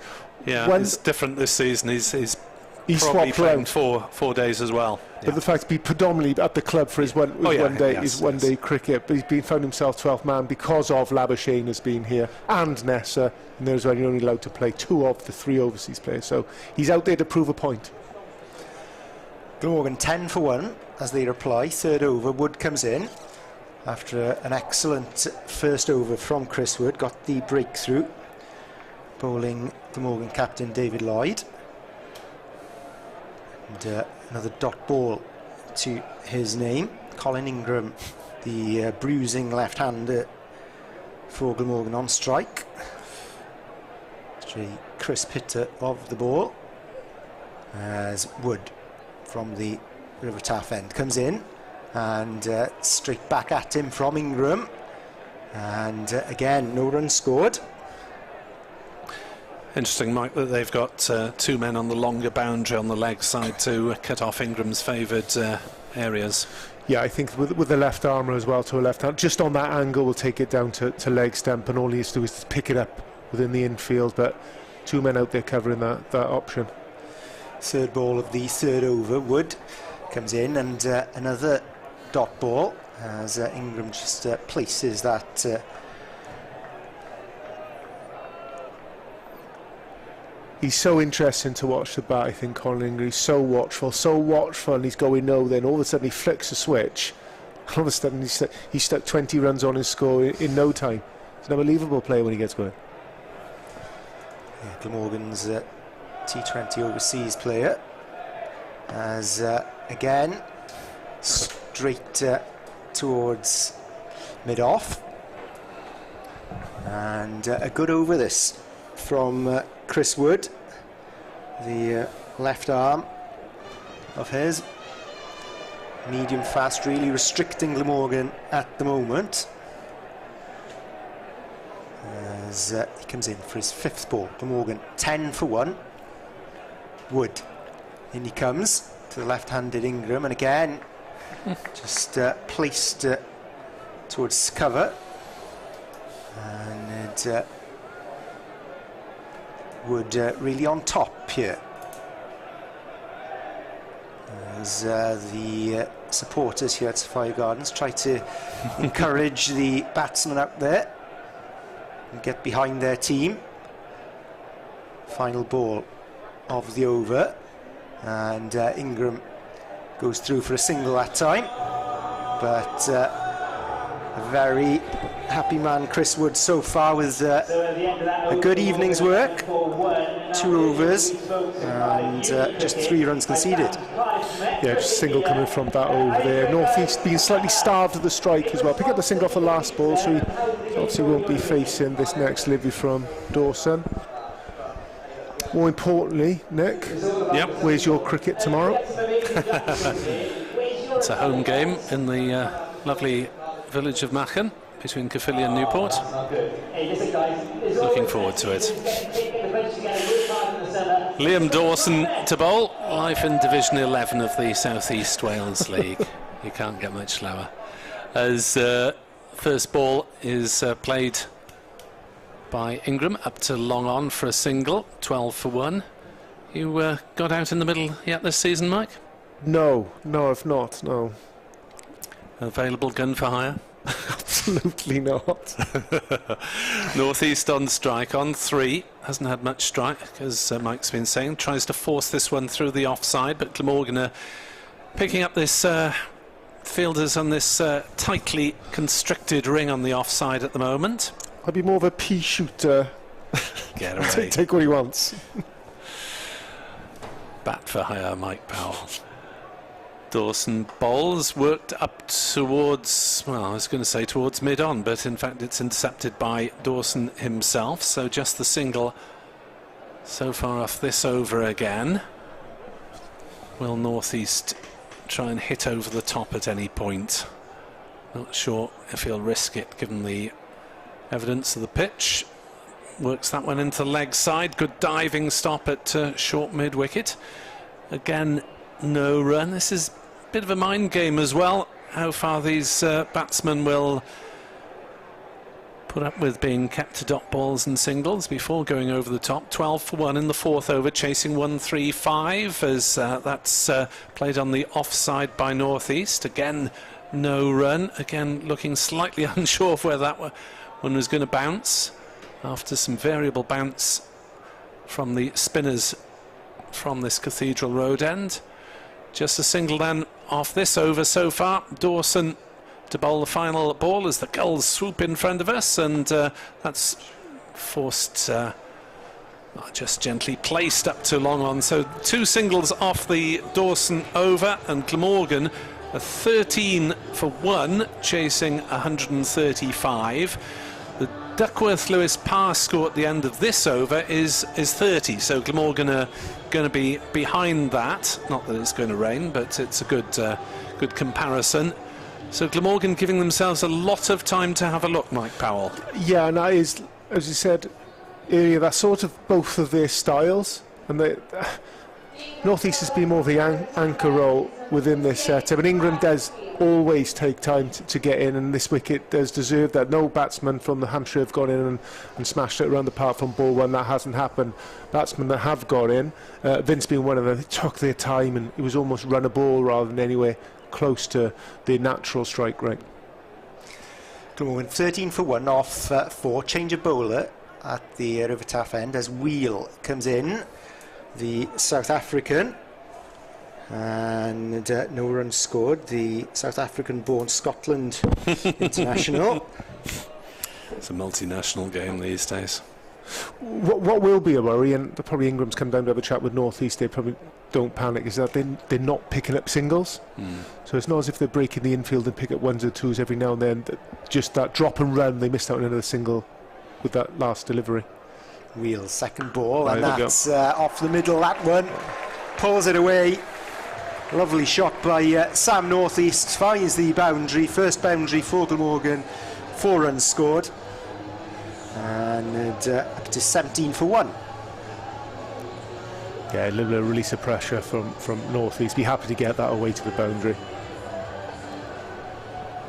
Slightly short, slightly follow the batsman, give himself a bit of room.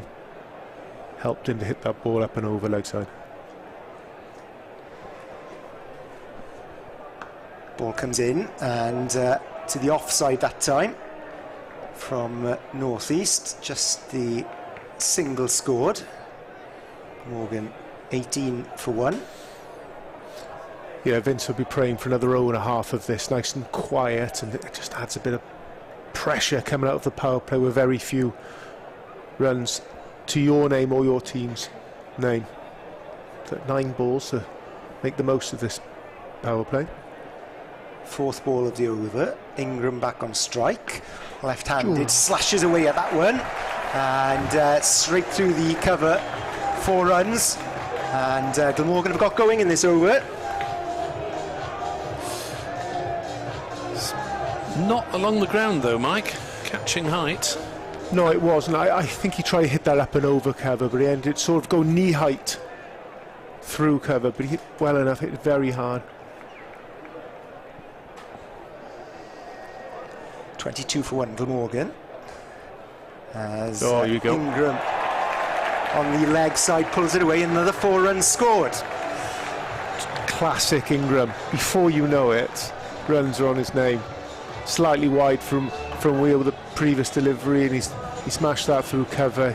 A little bit leg side, and he's gone up and over. I'd like to think on purpose the man around 40. Yeah, I can just see in the replay there he's gone up and over. Wonderful shot from the overseas. So Ingram made 10 against Gloucestershire in midweek, and that one just beats the outside, and Ingram walks, and second wicket down then. Hampshire players celebrate, and Ingram's on his way back to the pavilion. Yeah, in fairness, he's got for a few runs here. He's got, so 13 off his over, picking up the important wicket of Colin Ingram, the last ball. Last 3 balls he was short and wide, smash through cover. Next ball was down leg side, flicked up 4-5. The last delivery, beautiful, just outside off stump, just moving away, slanted across the left-hander's bat and got a fine edge to the keeper. Nice bit of bowling. So 26 for 2 after 5 as McDermott tossed it up in the air. Colin Ingram goes, just trying to maybe be a little bit too greedy in the over, but it was a fine ball from Wheel, a fine comeback after a couple of boundaries. Surprised to see McDermott, the keeper, appears to be wearing a long-sleeved sweater. Now I know he's Australian, but it's quite warm for Wales, this. What are you doing, man?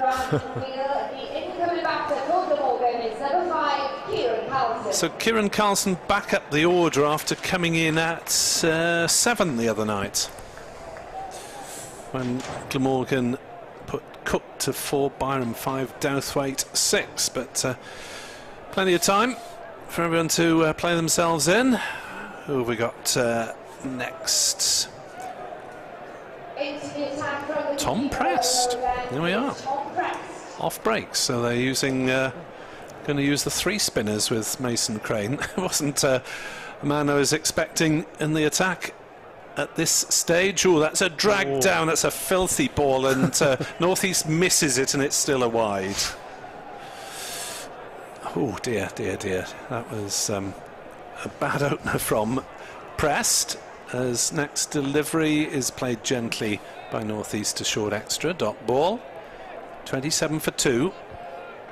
5.1 overs, Glamorgan chasing 135 on this awkward surface.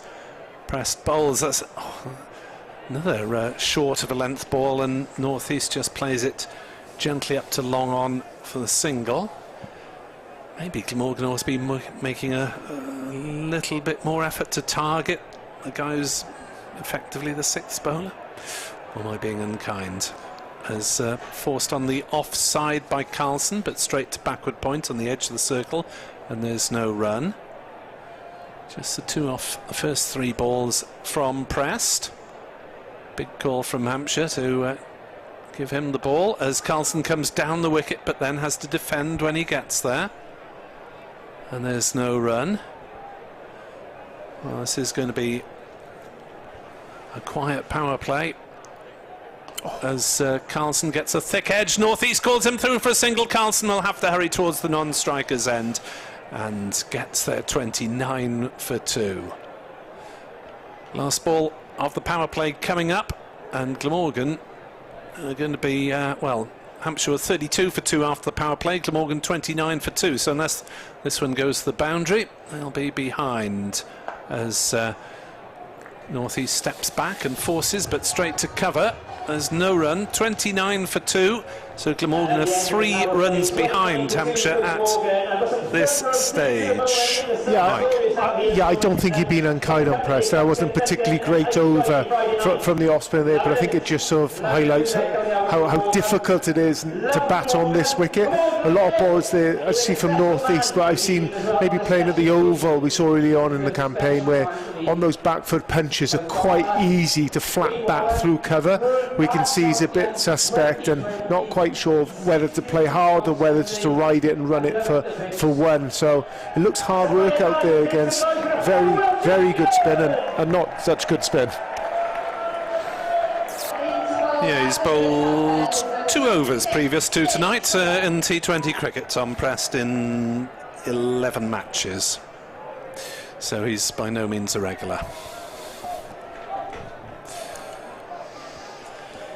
James Fuller, change of bowler at the River Taff end, comes in, and Carlson, it's an edge on it down towards 3rd man, goes through for a single.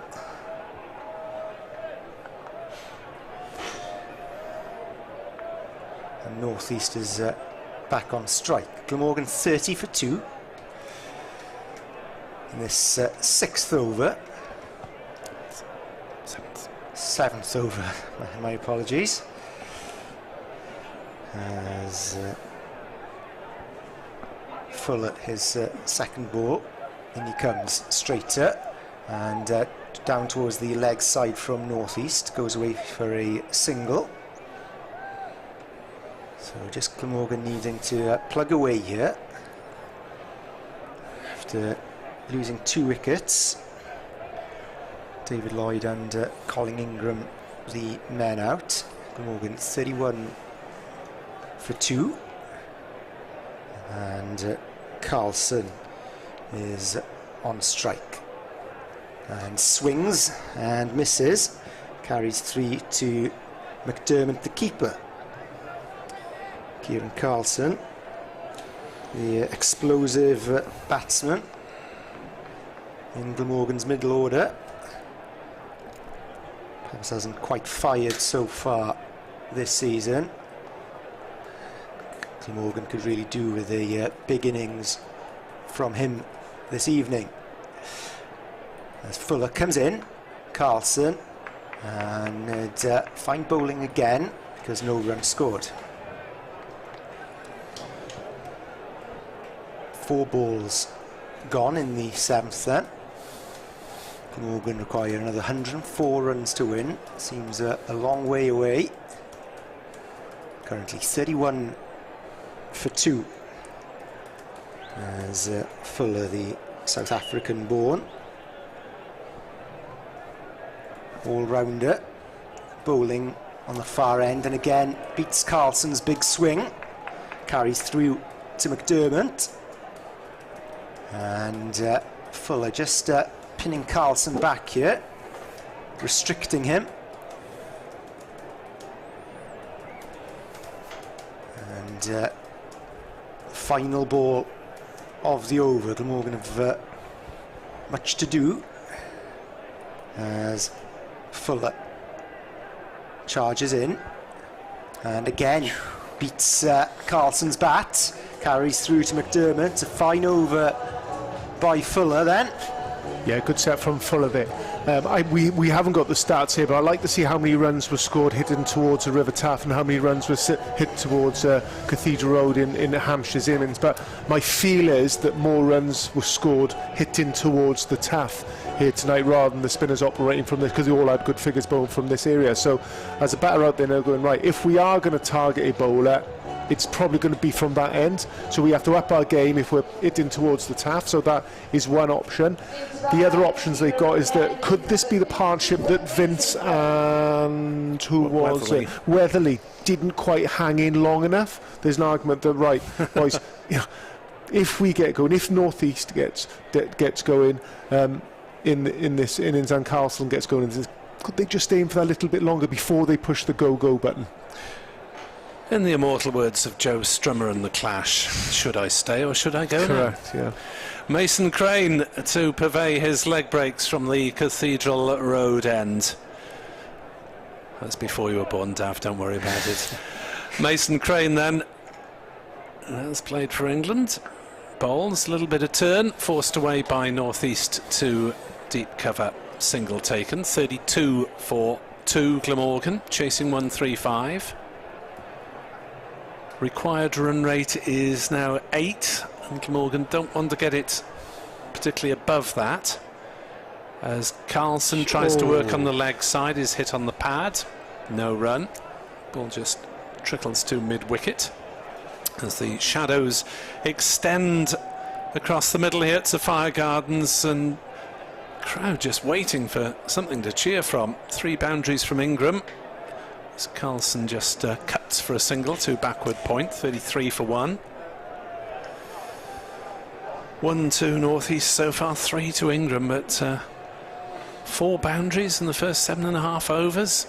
This is thin fare for a crowd wanting big hits.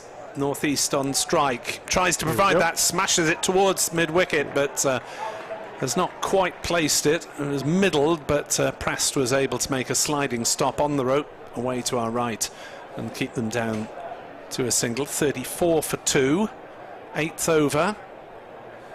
135 needed to win. Crane bowls, pulled out towards square leg, and he's beaten the fielders there. 1 bounce for Kieran Carlson, placing that well after a quiet start to his innings.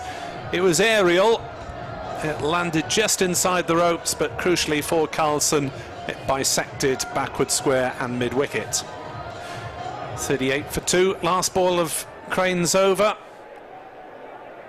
as he'll just knock it away on the leg side. Sensible batting by Carlson. He's got the boundary in that over.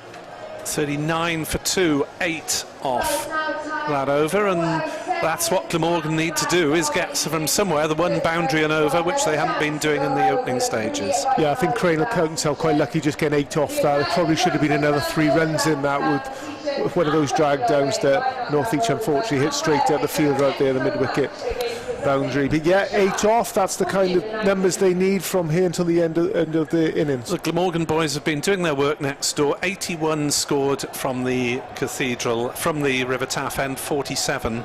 81-47? Does that add up? Somewhere around there anyway. It proves my point. Yeah, it proves your point. Dav. Fuller continues from the Taff end, and again big swing by Carlson, beats the bat, carries through to McDermott, and Fuller enjoyed an excellent opening over. Just 2 runs conceded, and another dot ball there. Glamorgan 39 for 2 as Fuller comes in, second ball of the over. Carlson just tries to place that on the offside, but the fielder there at backward point on the money, and still no run scored in this over. Nice ball. That's all he has bowled. He's bowled excellent line so far. Fuller and Carlson just trying to give himself a little bit of room, trying to manufacture a little bit of width, and Fuller's been right on and over off stump. It's been excellent so far.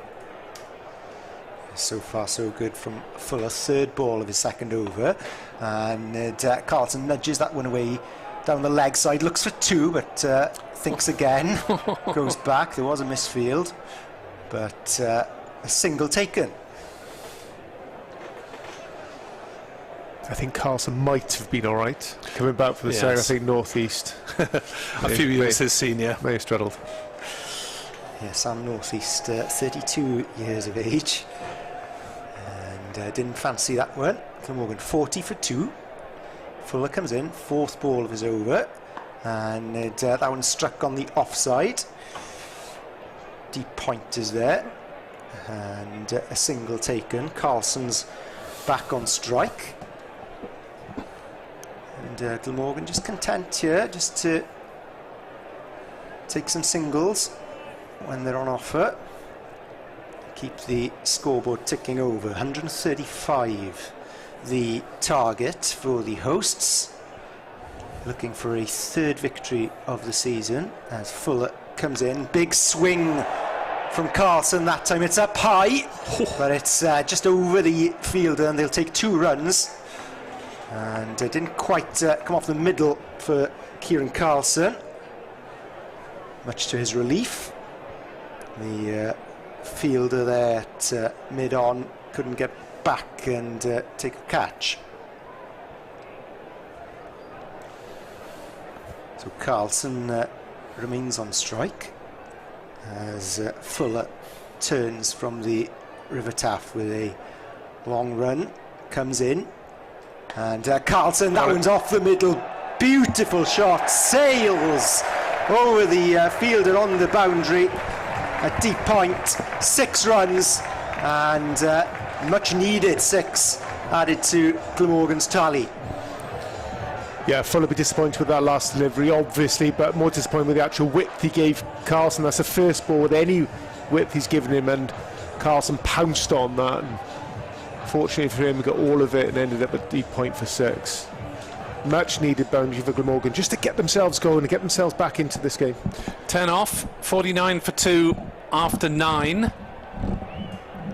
Coming up to the halfway mark of this innings. Required run rate 7.8. So for the first time, or the second time only, Glamorgan have scored more than the asking rate in an over. As Crane continues, bit of spin for him as North-East cracks it away down towards the point sweeper on the cover boundary. Single taken. 50 up for Glamorgan. It's a muted applause. Almost went unnoticed there. Yeah. 50 in the 10th as Carlson pulls hard out towards mid-wicket, but fielded cleanly by Prest on the boundary. Be very watchful playing cross batted shots from this end here. We saw 2 or 3 stay very low. We did. Glamorgan's in there. Carlson a run a ball 18 as North-East works it on the leg side. Will they look for 2 here? They should do. Carlson will make it back surely at the non-strikers end. It's Stroll. In the end, 53 for 2 as North-East moves up to 17. Carlson is always liable to complete his run. It's just a question of if his partner at the time can be equally speedy. Played on the leg side again by North-East. This time backward square is coming in off the boundary and keeps them down to a single. 54 for 2. So 5 off 4 balls in this over. Run rate required 7.84. Floated away but smashed by Carlson straight to short cover this time. Scrambling stop and there is no run. 54 for 2. Last ball of the first half of this Glamorgan innings as there's a swish and a miss from Carlson. 54 for 2 then it is at halfway, and Glamorgan need 81 off 10 at 8.1 runs per over. Here on BBC Radio Wales, BBC Sport Online and the Glamorgan website. It's going to be tricky, Mike. Yeah, it is going to be tricky, but they strung 2, possibly 2.5 reasonable overs together there. They're just getting going.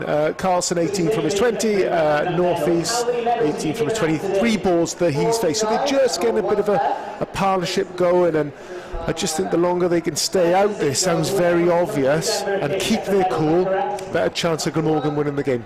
These boys need to take it deep into the Glamorgan innings. 54 for 2 Glamorgan then. 81 runs still needed. Change of bowler as Wheel comes in, and North East blocks that one away. Again, that sort of immaculate line from Fuller. It's difficult to get anything. It's feeding off crumbs when he sort of bowls that sort of line. Any sort of width, Glamorgan have pounced onto it. With the sun just setting, floodlights on. As again, that's edged past the keeper. 4 runs. And North East fortuitously. Did McDermott get a fingertip on that? Yeah, I tell you what Dermot did there. The angle of the ball was slightly towards leg stem. He's gone off down leg side and actually got an edge. And he's found most of his weight going down to his left. And unfortunately for him, the catch was just off to his right. So he looked a little bit flat-footed going for that catch. Ended up getting a foot, just the tip of his fingers onto it. Wheel comes in for his third ball, shorter one. And that's pulled away towards deep square leg. Glamorgan 59 for 2, and Kieran Carlson is back on strike. Just to check the surface, which has been tricky. Carlson 18 runs facing, and strikes it hard, and bounces once, goes for 4, and Glamorgan getting going here, and Brad Wheel being costly. Just on the offside, and missing the man at deep cover. Glamorgan 63 for 2. Wheel comes in, that's hit high to the leg side, caught out on the boundary. Hampshire have a wicket, and it's an important wicket, a breakthrough, as Morgan have lost 3 wickets now. Yeah, ball angled in here from Wheel. Carlson ended. I don't think he was trying to hit the ball that square there. I think he was looking for that sort of more sort of straight dish mid-wicket area, but unfortunately for him, he's just spooned that ball up to the fielder there mid-wicket. Unfortunately for Carlson, he's just trying to get himself going. Caught Whiteley bowled Wheel, 22 off 22.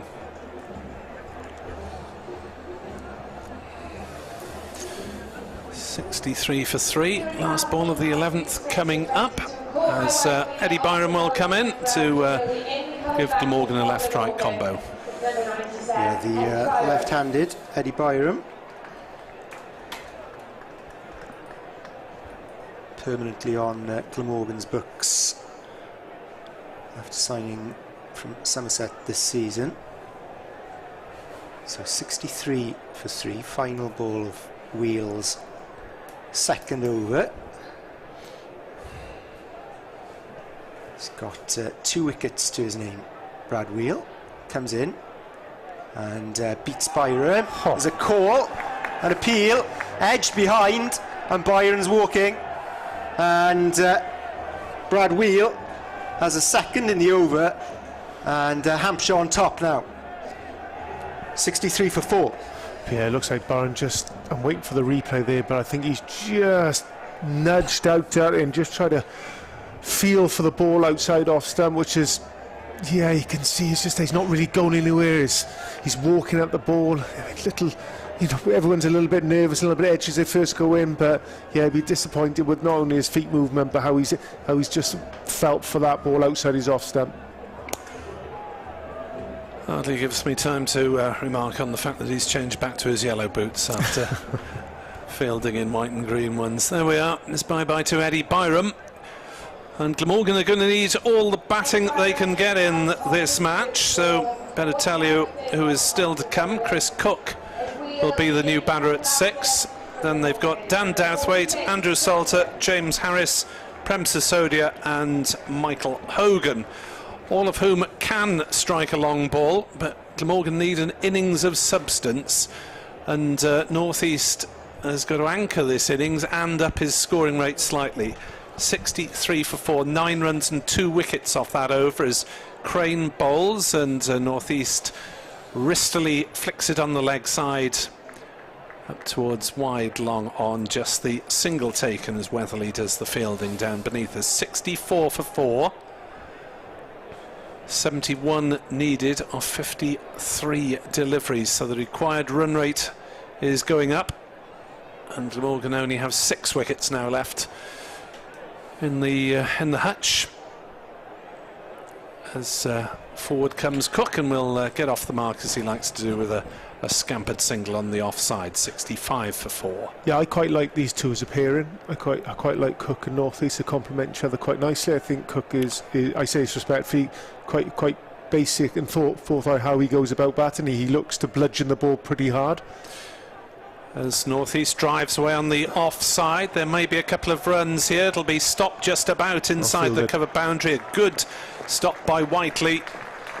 Got his throw back as quickly as it could, but Sam North East was quickly home for the second run. 67 for 4. And I think North East is probably more thoughtful in how he gathers his runs. Dangerous combination. He's on 26 and playing that one into the offside. No, he says, as the fielder there is quite tight in at short cover. 67 for 4 Glamorgan in this 12th. So still just halfway to their target as North East turns one down towards backwards square leg. They go through for a single. 27 to North East. 68 for 4. As next delivery is hit straight to backward point. Oh, there's a misfield and then almost a miscommunication in the middle. 68 for 4 then at the end of 12 overs. Just the 5 off that over for Glamorgan, and that isn't enough. And this low-scoring contest continues to go one way and the other, and I think Hampshire probably marginal favourites at the moment. Yeah, I agree with you there, Nick. Hampshire slightly on top at the moment, but we'll see if the next 3 or 4 overs might be completely different. If Chris Cook gets going, he can score very, very quickly. So it'll be interesting to see how the next 4 or 5 overs go if these two stay at the crease. James Fuller back on at the River Taff end. Glamorgan 68 for 4, 8.4 and over the required run rate. 67 runs needed to win. Fuller comes in and North East places it down the leg side. They look for a second, content with 1 though, with Cook on strike. 69 for 4. Fuller in his 3rd over.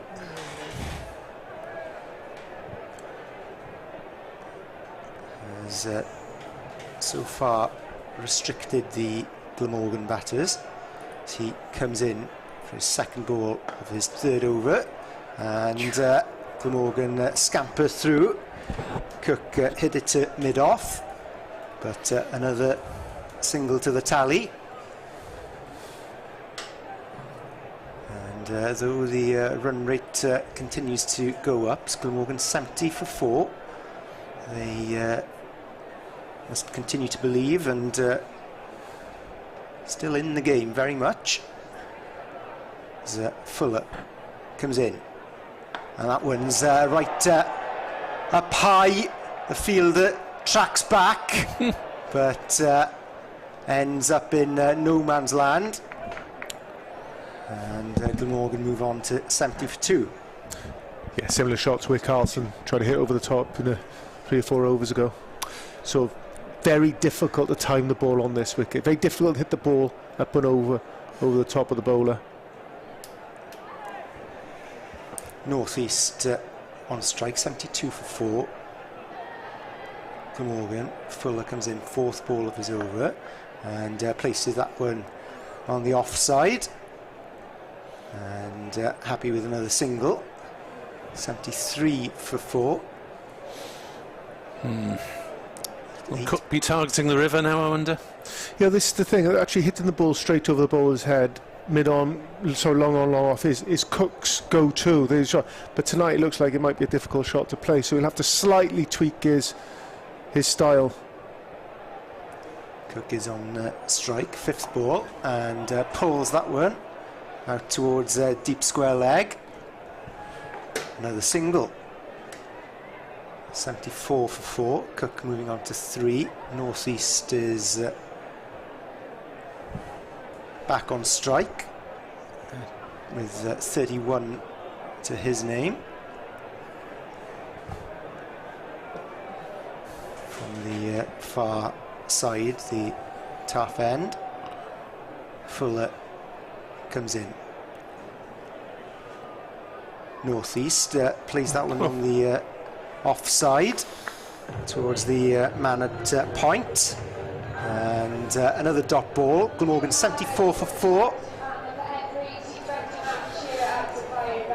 Yeah, Northeast on 31 for his 34 balls, and Cook not been in there long, just had 3 runs from his 4 balls that he's faced. Northeast just looks, he doesn't look in trouble, he doesn't look like he's going to get out, just like he's struggling to find the boundaries at the moment. So just getting a bit frustrated there. He's offered a little bit of a short and wide one from the last ball of the over. Unfortunate for him, he hit the man quite firmly at backward point. Just frustrating as a batsman. Yeah, maybe one of the reasons he didn't quite get the prominence that he wanted in Hampshire's T20 side. His relatively sedate scoring pace, and moved on from Hampshire. So it'll be Liam Dawson, slow left arm to bowl to Cook, who tries the reverse and gets it away down towards 3rd man. A much needed boundary to relieve a little bit of the pressure for Glamorgan. 78 for 4. Yeah, important for Glamorgan, it's off the first ball of the over, so all of a sudden, right, could this be the over we're going to possibly get a 12 or a 15 from, which does relieve a lot of pressure. So hitting the boundary off the first ball of the over gives you a few options. Cook on to 7. Dawson to bowl, and hit straight to cover though this time. Glamorgan picking out that short fielder at cover, who is the skipper James Vince. He's the only one really who isn't on the edge of the 30-metre circle. 78 for 4. Dawson to Cook, pulls on the onside. Has he put that one between the fielders? He has. Beautifully placed there. 2 men back on the boundary on that leg side, and Chris Cook has absolutely bisected them with his second boundary of the over. 82 for 4. Yeah, a bit of a drag down from Dawson there. Possibly worried about another reverse sweep. Not quite sure, but Cook find the gap on the leg side. 2 welcome boundaries this over so far. Here's Dawson again to Cook, steps back and forces it into the offside for a single. 83 for 4. Now if Glamorgan can pick up another couple of singles, then that would be a decent over. 50 off the last 6 if they do. 52 off 38 at the moment. Northeast plays up towards mid-off. He knows that that's wide enough for Vince to dash through for the single, as the Hampshire captain slides to make the stop. 84 for 4. Dawson bowls, hits him on the pad. Oh, he's miles down the wicket. There's an appeal for LBW as Cook came dancing down, but it is a dot ball. So 10 off the over. And as the PA announcer tries to whip things up, we'll turn him down for a little bit. These two are put on 21 off 3 overs then, as Northeast and Cook take some liquid on board. It's obviously hot work out there, despite the fact that the sun has dipped. 84 for 4. So Glamorgan need 51 off the final 6 overs here on BBC Sport Online, on BBC Radio Wales and on the Glamorgan website. Oh, it's someone's birthday. Happy birthday, whoever it is. There's business, though, out in the middle. 51 needed off 6 wickets in hand. Yeah, still require just only 8.5. 6 overs to go. Wheels back on, and it's hit down past him towards mid-off. Quite evenly poised at the moment. I mean, he could have reasonably over here. Could another over, for argument's sake, a 9 or a 10, swing things back in Glamorgan's favour. Yeah, 10 off the last over. So Glamorgan just trying to get themselves back in the game. Cook on strike. Wheel comes in. Cook plays it to the leg side towards long on. Goes through for a single. 86 for 4 Glamorgan. So still another 49 runs needed for victory. A target of 135. With Hampshire earlier all out for 134 for 4. Glamorgan certainly having something to aim at as Wheel comes in, and northeast on the offside that time, down towards deep cover. Another single, another run added to Glamorgan's tally. 87 for 4. 2.3 overs bowled by Brad Wheel, 4th ball of this 3rd over for him. He's already taken 3 wickets. Coming in, charging in, and that's pulled and bisects the fielders at deep mid-wicket and deep square leg, and 4 runs scored. Yeah, we said a couple of overs ago, it's Cook and these batsmen both going to sort of change their styles to sort of manufacture this run, this win tonight. And Cook, rather than hit the ball straight, which he's known for, he's gone with his cross-batted shots, whether it's reverse sweeps or pulls. 91 for 4 as Cook moves on to 17, and again plays it down on the leg side. The fielders there at deep square leg though, and just a single that time. 92 for 4 Glamorgan in this 15th over. It's Sam Northeast on strike. 34 runs to his name. Wheel comes in. Northeast the offside that time. Deep point is there. Single taken. Glamorgan had another run then. 93 for 4 the hosts, and evenly poised. Come on, Nick, give me a prediction. Glamorgan to squeak it by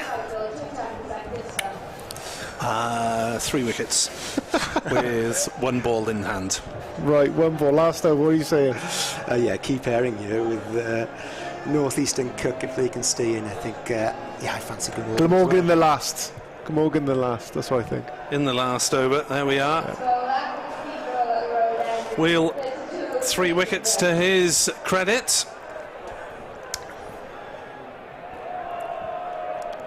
As it'll be the leg spin of Mason Crane to bowl to Sam Northeast, who slog sweeps it up towards wide long on, but slips as he sets out for the single. So there isn't. Oh, there's a poor throw that's missed by McDermott, and there's no extra run though, no overthrow. 94 for 4. 16th over, 135 is the target here at Sophia Gardens. As that's lobbed up in the air, and it's taken at cover. Cook has gone for 18. Glamorgan 94 for 5, and a key wicket for Hampshire as Cook didn't get a full bat on it, looked to have maybe got away with it, lobbed up over the back-pedalling Vince, but he took a good catch diving back halfway back to the boundary. 94 for 5. Yeah, I think Cook's downfall there, he tried to hit against the spin and ended up slicing the ball off his bat and just spewing that ball up over a diving vent. Very good catch, diving over his shoulder, comfortable catch. Well, comfortable catch in the end for the catching, but an excellent catch nonetheless. Dan Douthwaite, well, he's potentially a big hitter. Yeah, not always the best starter against the spin. Yeah, how I see Douthwaite, he's a similar sort of style to Cook, who's left. He sort of bludgeons the ball, but he's obviously not as consistent as Cook, and that's why he bats in front of him. But a similar sort of style. So again, quite a nice partnership between a nice pairing of these two out in the wicket with North East and Douthwaite. Still a dangerous combo. Cook's gone for 18 off 13. 94 for 5. As Crane brings Vince in tight on the offside. The other men in the circle are at short fine leg, backward point and third man, as that one's turned a mile, and Douthwaite having a look at it and watching it turn past his off stump. There we are. One ball to play yourself in. Glamorgan need 41 off 27. It's getting tougher here at Sophia Gardens as Douthwaite drives up towards long off. Just the single there is off the mark. 95 for 5. And I think with the dismissal of Cook, this game has tipped back towards Hampshire being favourites.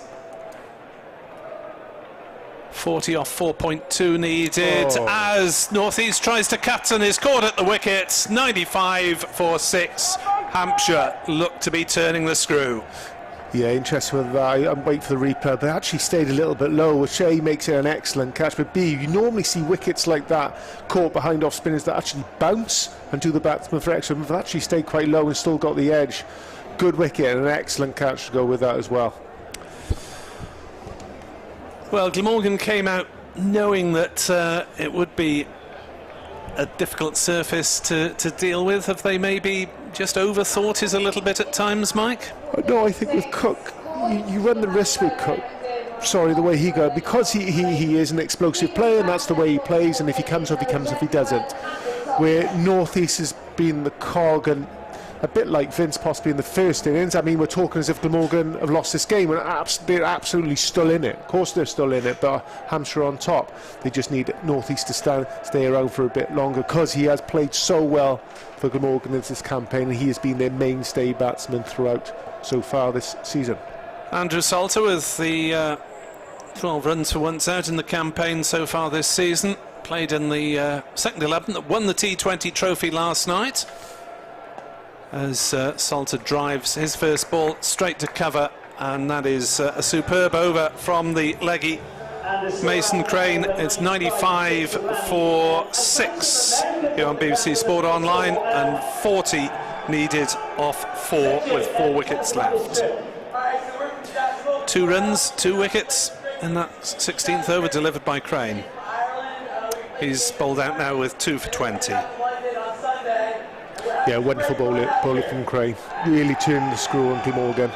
Could that be the difference, those 2 wickets? But we have got Salty, he's an explosive batsman as well. Douthwaite out there, so they've got 2 strikers. When you've got strikers in the wicket in the T10 again, you've got a chance. So Glamorgan are absolutely not dead and buried yet. Yeah, they need those strikers to get some runs going. The rate 10 and over needed. Chris Wood back on, comes in towards Douthwaite, hits it hard, that one down towards long on. They take a single to Glamorgan. 96 for 6 the score in this 17th over. Andrew Salter on strike. Took 2 wickets earlier, did Salter, as Hampshire scored 134 for 4 in their 20 overs. Glamorgan still require 39 runs to win. Just over 10 and over as Wood comes in. Salter and finds some space out on the offside, just down at deep backward point is fielded, and Salter gets a couple. You could hear the crowd there pleading for that ball to go over the rope, but edge. Ball slanted across Salter's back, got the edge down to third man.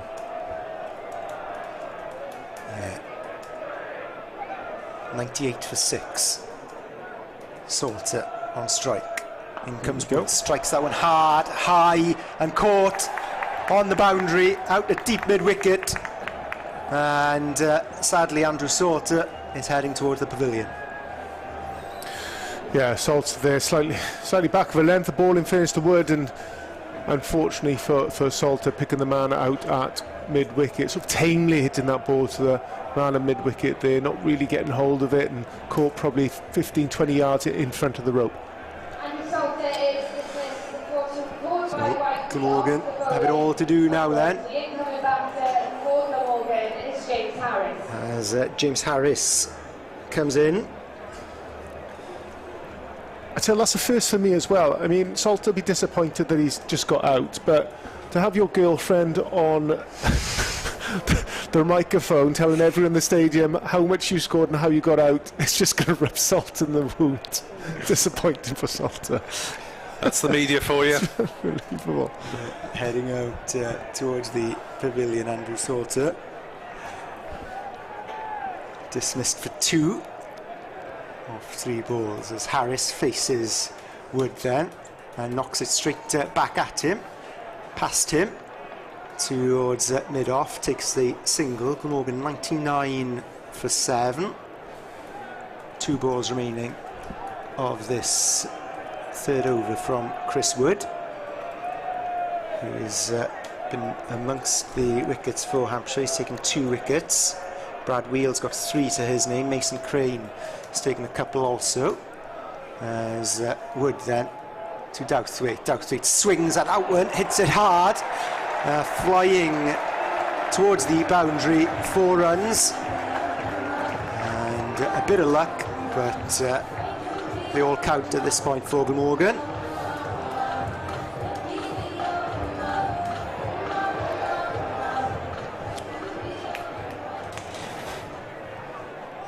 As Douthwaite just trying to get his eye in. Final ball of Wood's over. That one's just blocked towards mid-off. Glamorgan 104 for 7 after 17 overs. Yeah, good boundary there. Ended up being a reasonable over. So in terms of 9 over from it, so you're still in it. So that's what I mean. When you're losing wickets, but if you're still keeping up with the rate-ish, and you take it down to the last, and whether you need 15 off the last or lower, ideally, you've got a sniff. You've got a chance. You've got to hang in there. See if you can somehow keep up with the rate in the last few overs. Harris is playing only his second game in this competition. James Wheel having been preferred, but Harris coming in when Michael Nisa went down with COVID, and we presume that Nisa won't be featuring in the championship game, which starts on Sunday morning at 11. Full coverage on BBC Sport Online, ball by ball coverage, and on the county website. Liam Dawson then to bowl his final over, 0 for 20 off 3. Douthwaite needs to go big, but plays the first ball straight to backward point, and there is no run. 31 off 17 needed by Glamorgan, and only 3 wickets in hand. Michael Hogan's last season, it's time he won a game with the bat as well as with the ball. Dawson to Douthwaite, who smears him towards the leg side. He's got away with it, but it's one bounce out towards the boundary, and it's just a single. That was well stopped there by Press charging round on the ropes. Thought that Douthwaite had picked up the 4 he needed, but James Harris is going to have to chance his arm now. 105 for 7, 30 off 16 balls. As Dawson bowls, that's kept really low, and that's gone through the keeper's legs for 4 byes. Dawson stands Head in hands. McDermott wonders what on earth has happened, how it didn't bowl him. Skimmed past the leg stump and ran away for 4. 109 for 7. Yeah, I think it's one of those who say a little bit lower than the keeper wanted, but you probably expect a little bit more from your overseas to stop that. Get something on it, a pad. Even if you fumble it, you're stopping those 4 byes. Dawson in again to Harris, works it on the leg side for a single. 110 for 7. 25 off 2.2 overs. And Douthwaite potentially the bigger hit of the two, but he's got long boundaries to deal with on this leg side, and he's got 3 back on the ropes, so he really has going to have to go big, is Dan Douthwaite, to get Glamorgan back in the hunt. Smashes that one through the offside instead. That'll run away for 4. And Glamorgan with a couple of boundaries, one fortuitous, one well played. They move up to 114 for 7. They need 21 off 13 deliveries. Still in this one. Still in it, but it's those small things, isn't there? There's 4 byes, I can't help but feel it. Shoulders drop slightly, and all of a sudden the shoulders go back a little bit from the Glamorgan players and feel they're still in it. Next delivery, played back to the bowler by Douthwaite. Anti-climax 10 off the over. Harris, though, will be on strike. Glamorgan would prefer Douthwaite on strike. 21 off 2. Glamorgan are going to be in it until close to the end at least, but odds still on Hampshire. 21. What did we say? What did you say? Last ball of the actual game, you said, or a ball to spare? I think you said, ball to spare. I'll settle for last ball for a Glamorgan win at this point from the Welsh point of view. Going down to the last. But so this day, 2 overs to go. So as a batsman, thinking, right, what can we get off the last? What can we get? Can we chase 13 off the last? If 13's off the last, right, you stall it accordingly from there, from this over. Don't waste 6 deliveries now. 21 needed off 12 balls then. Big swing from James Harris, and just down the leg side, deep square leg, fields it. And just the single taken. Hit it hard. James Harris couldn't quite pierce the fielders on the boundary. And therefore Dan Douthwaite is back on strike. Wood, second ball, his final over, comes in. Douthwaite strikes it back towards the bowler Wood. About 6,000 people in the crowd thought that was a catch, didn't they? Maybe I had a point or two. So a dot ball for him. Chris Wood. 2 balls of this penultimate over gone. Douthwaite on strike. Wood comes in. Got it. And Douthwaite plays it down towards third man. Fielder comes across. They go through for 2. Glamorgan up to 117 for 7. 18 more runs required. Douthwaite moves on to 14. Keeps the strike. Going down to the wire at Sophia Gardens. 135, remember, the target for the Glamorgan batsman. Douthwaite on strike. Wood comes in, slashes away at it. Douthwaite. He thought about a quick run. That's unfortunate, that, isn't it? It's a wide full toss. You expect to get at least 1 off that, and you were hoping, if it was so skinny the edge, you thought it may trickle down to third man for 4, but it went straight to the fielder just on the inner circle there. Unlucky Glamorgan. Yeah, here we go. Another dot ball. 2 balls of the over remaining. Bit of a chat with the captain near the top of his mark. Words in a chat, possibly thinking, shall we move some fielders? Shall we have a bit more of a plan against the dangerous Douthwaite in these situations? Hampshire have won their last 3 matches after a difficult start to the campaign, and looking for a 4th victory on the bounce. 18 runs still required by Glamorgan. After that conversation, no change. Long chat, but in comes Wood. Douthwaite swings at it down to the leg side. It's just a single. Right, 7 balls left. James Harris on strike. 17 runs required to win. What do you need off this ball to make next over gettable? Yeah, Harris. I just feel he needs a boundary. I think this ball needs a boundary to give them a sniff in the last. Yeah, to give them a chance going into the final over. Harris swings at it, and he's not caught it well. He's caught at cover, and Harris turns and heads towards the dugout area, and Glamorgan are 8 down. Yeah, just not quite timely, James. I think he needed a boundary off that ball. He went searching for it. I don't think a single or a two would probably give.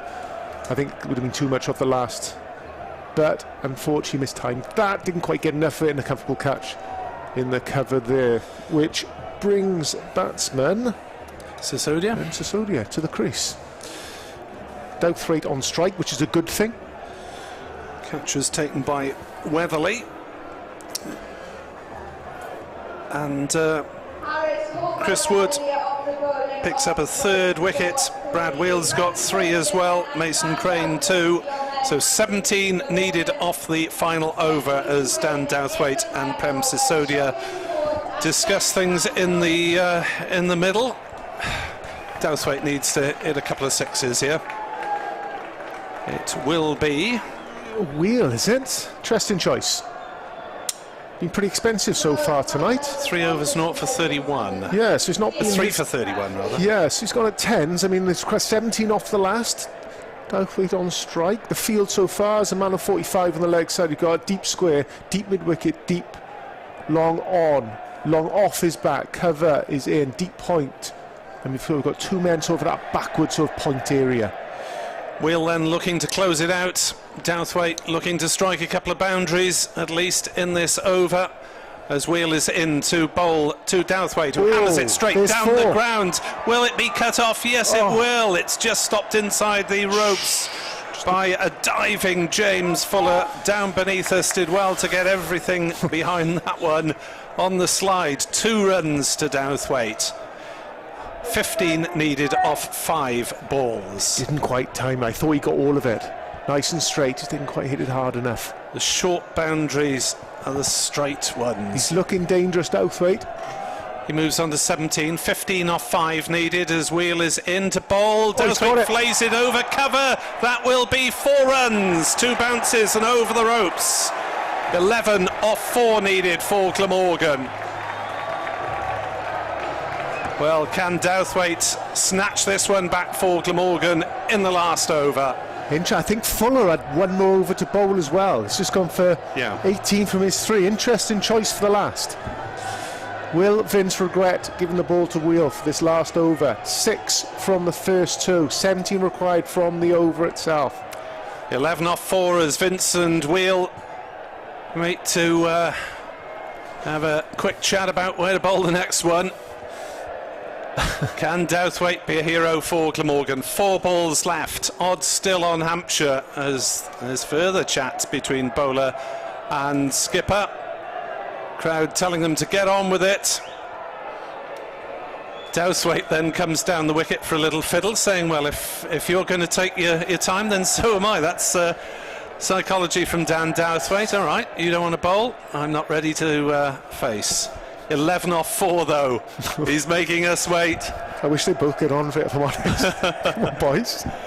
Douthwaite with a good strike rate in the competition of 189 before this match as Wheel bowls. Douthwaite swings and is bowled. There we are. Unless Glamorgan have miracles off Michael Hogan, that is pretty much game, set and match. 11 needed off 3. Douthwaite bowled by Wheel for 21 off 16, and Wheel has his 4th wicket. Yeah, I think as they call it, it's a hard length, hitting the top of the stumps. They balled angled in, I think at the top of leg stump at the end. Good bowling, good captaincy from Vince, making Douthwaite wait.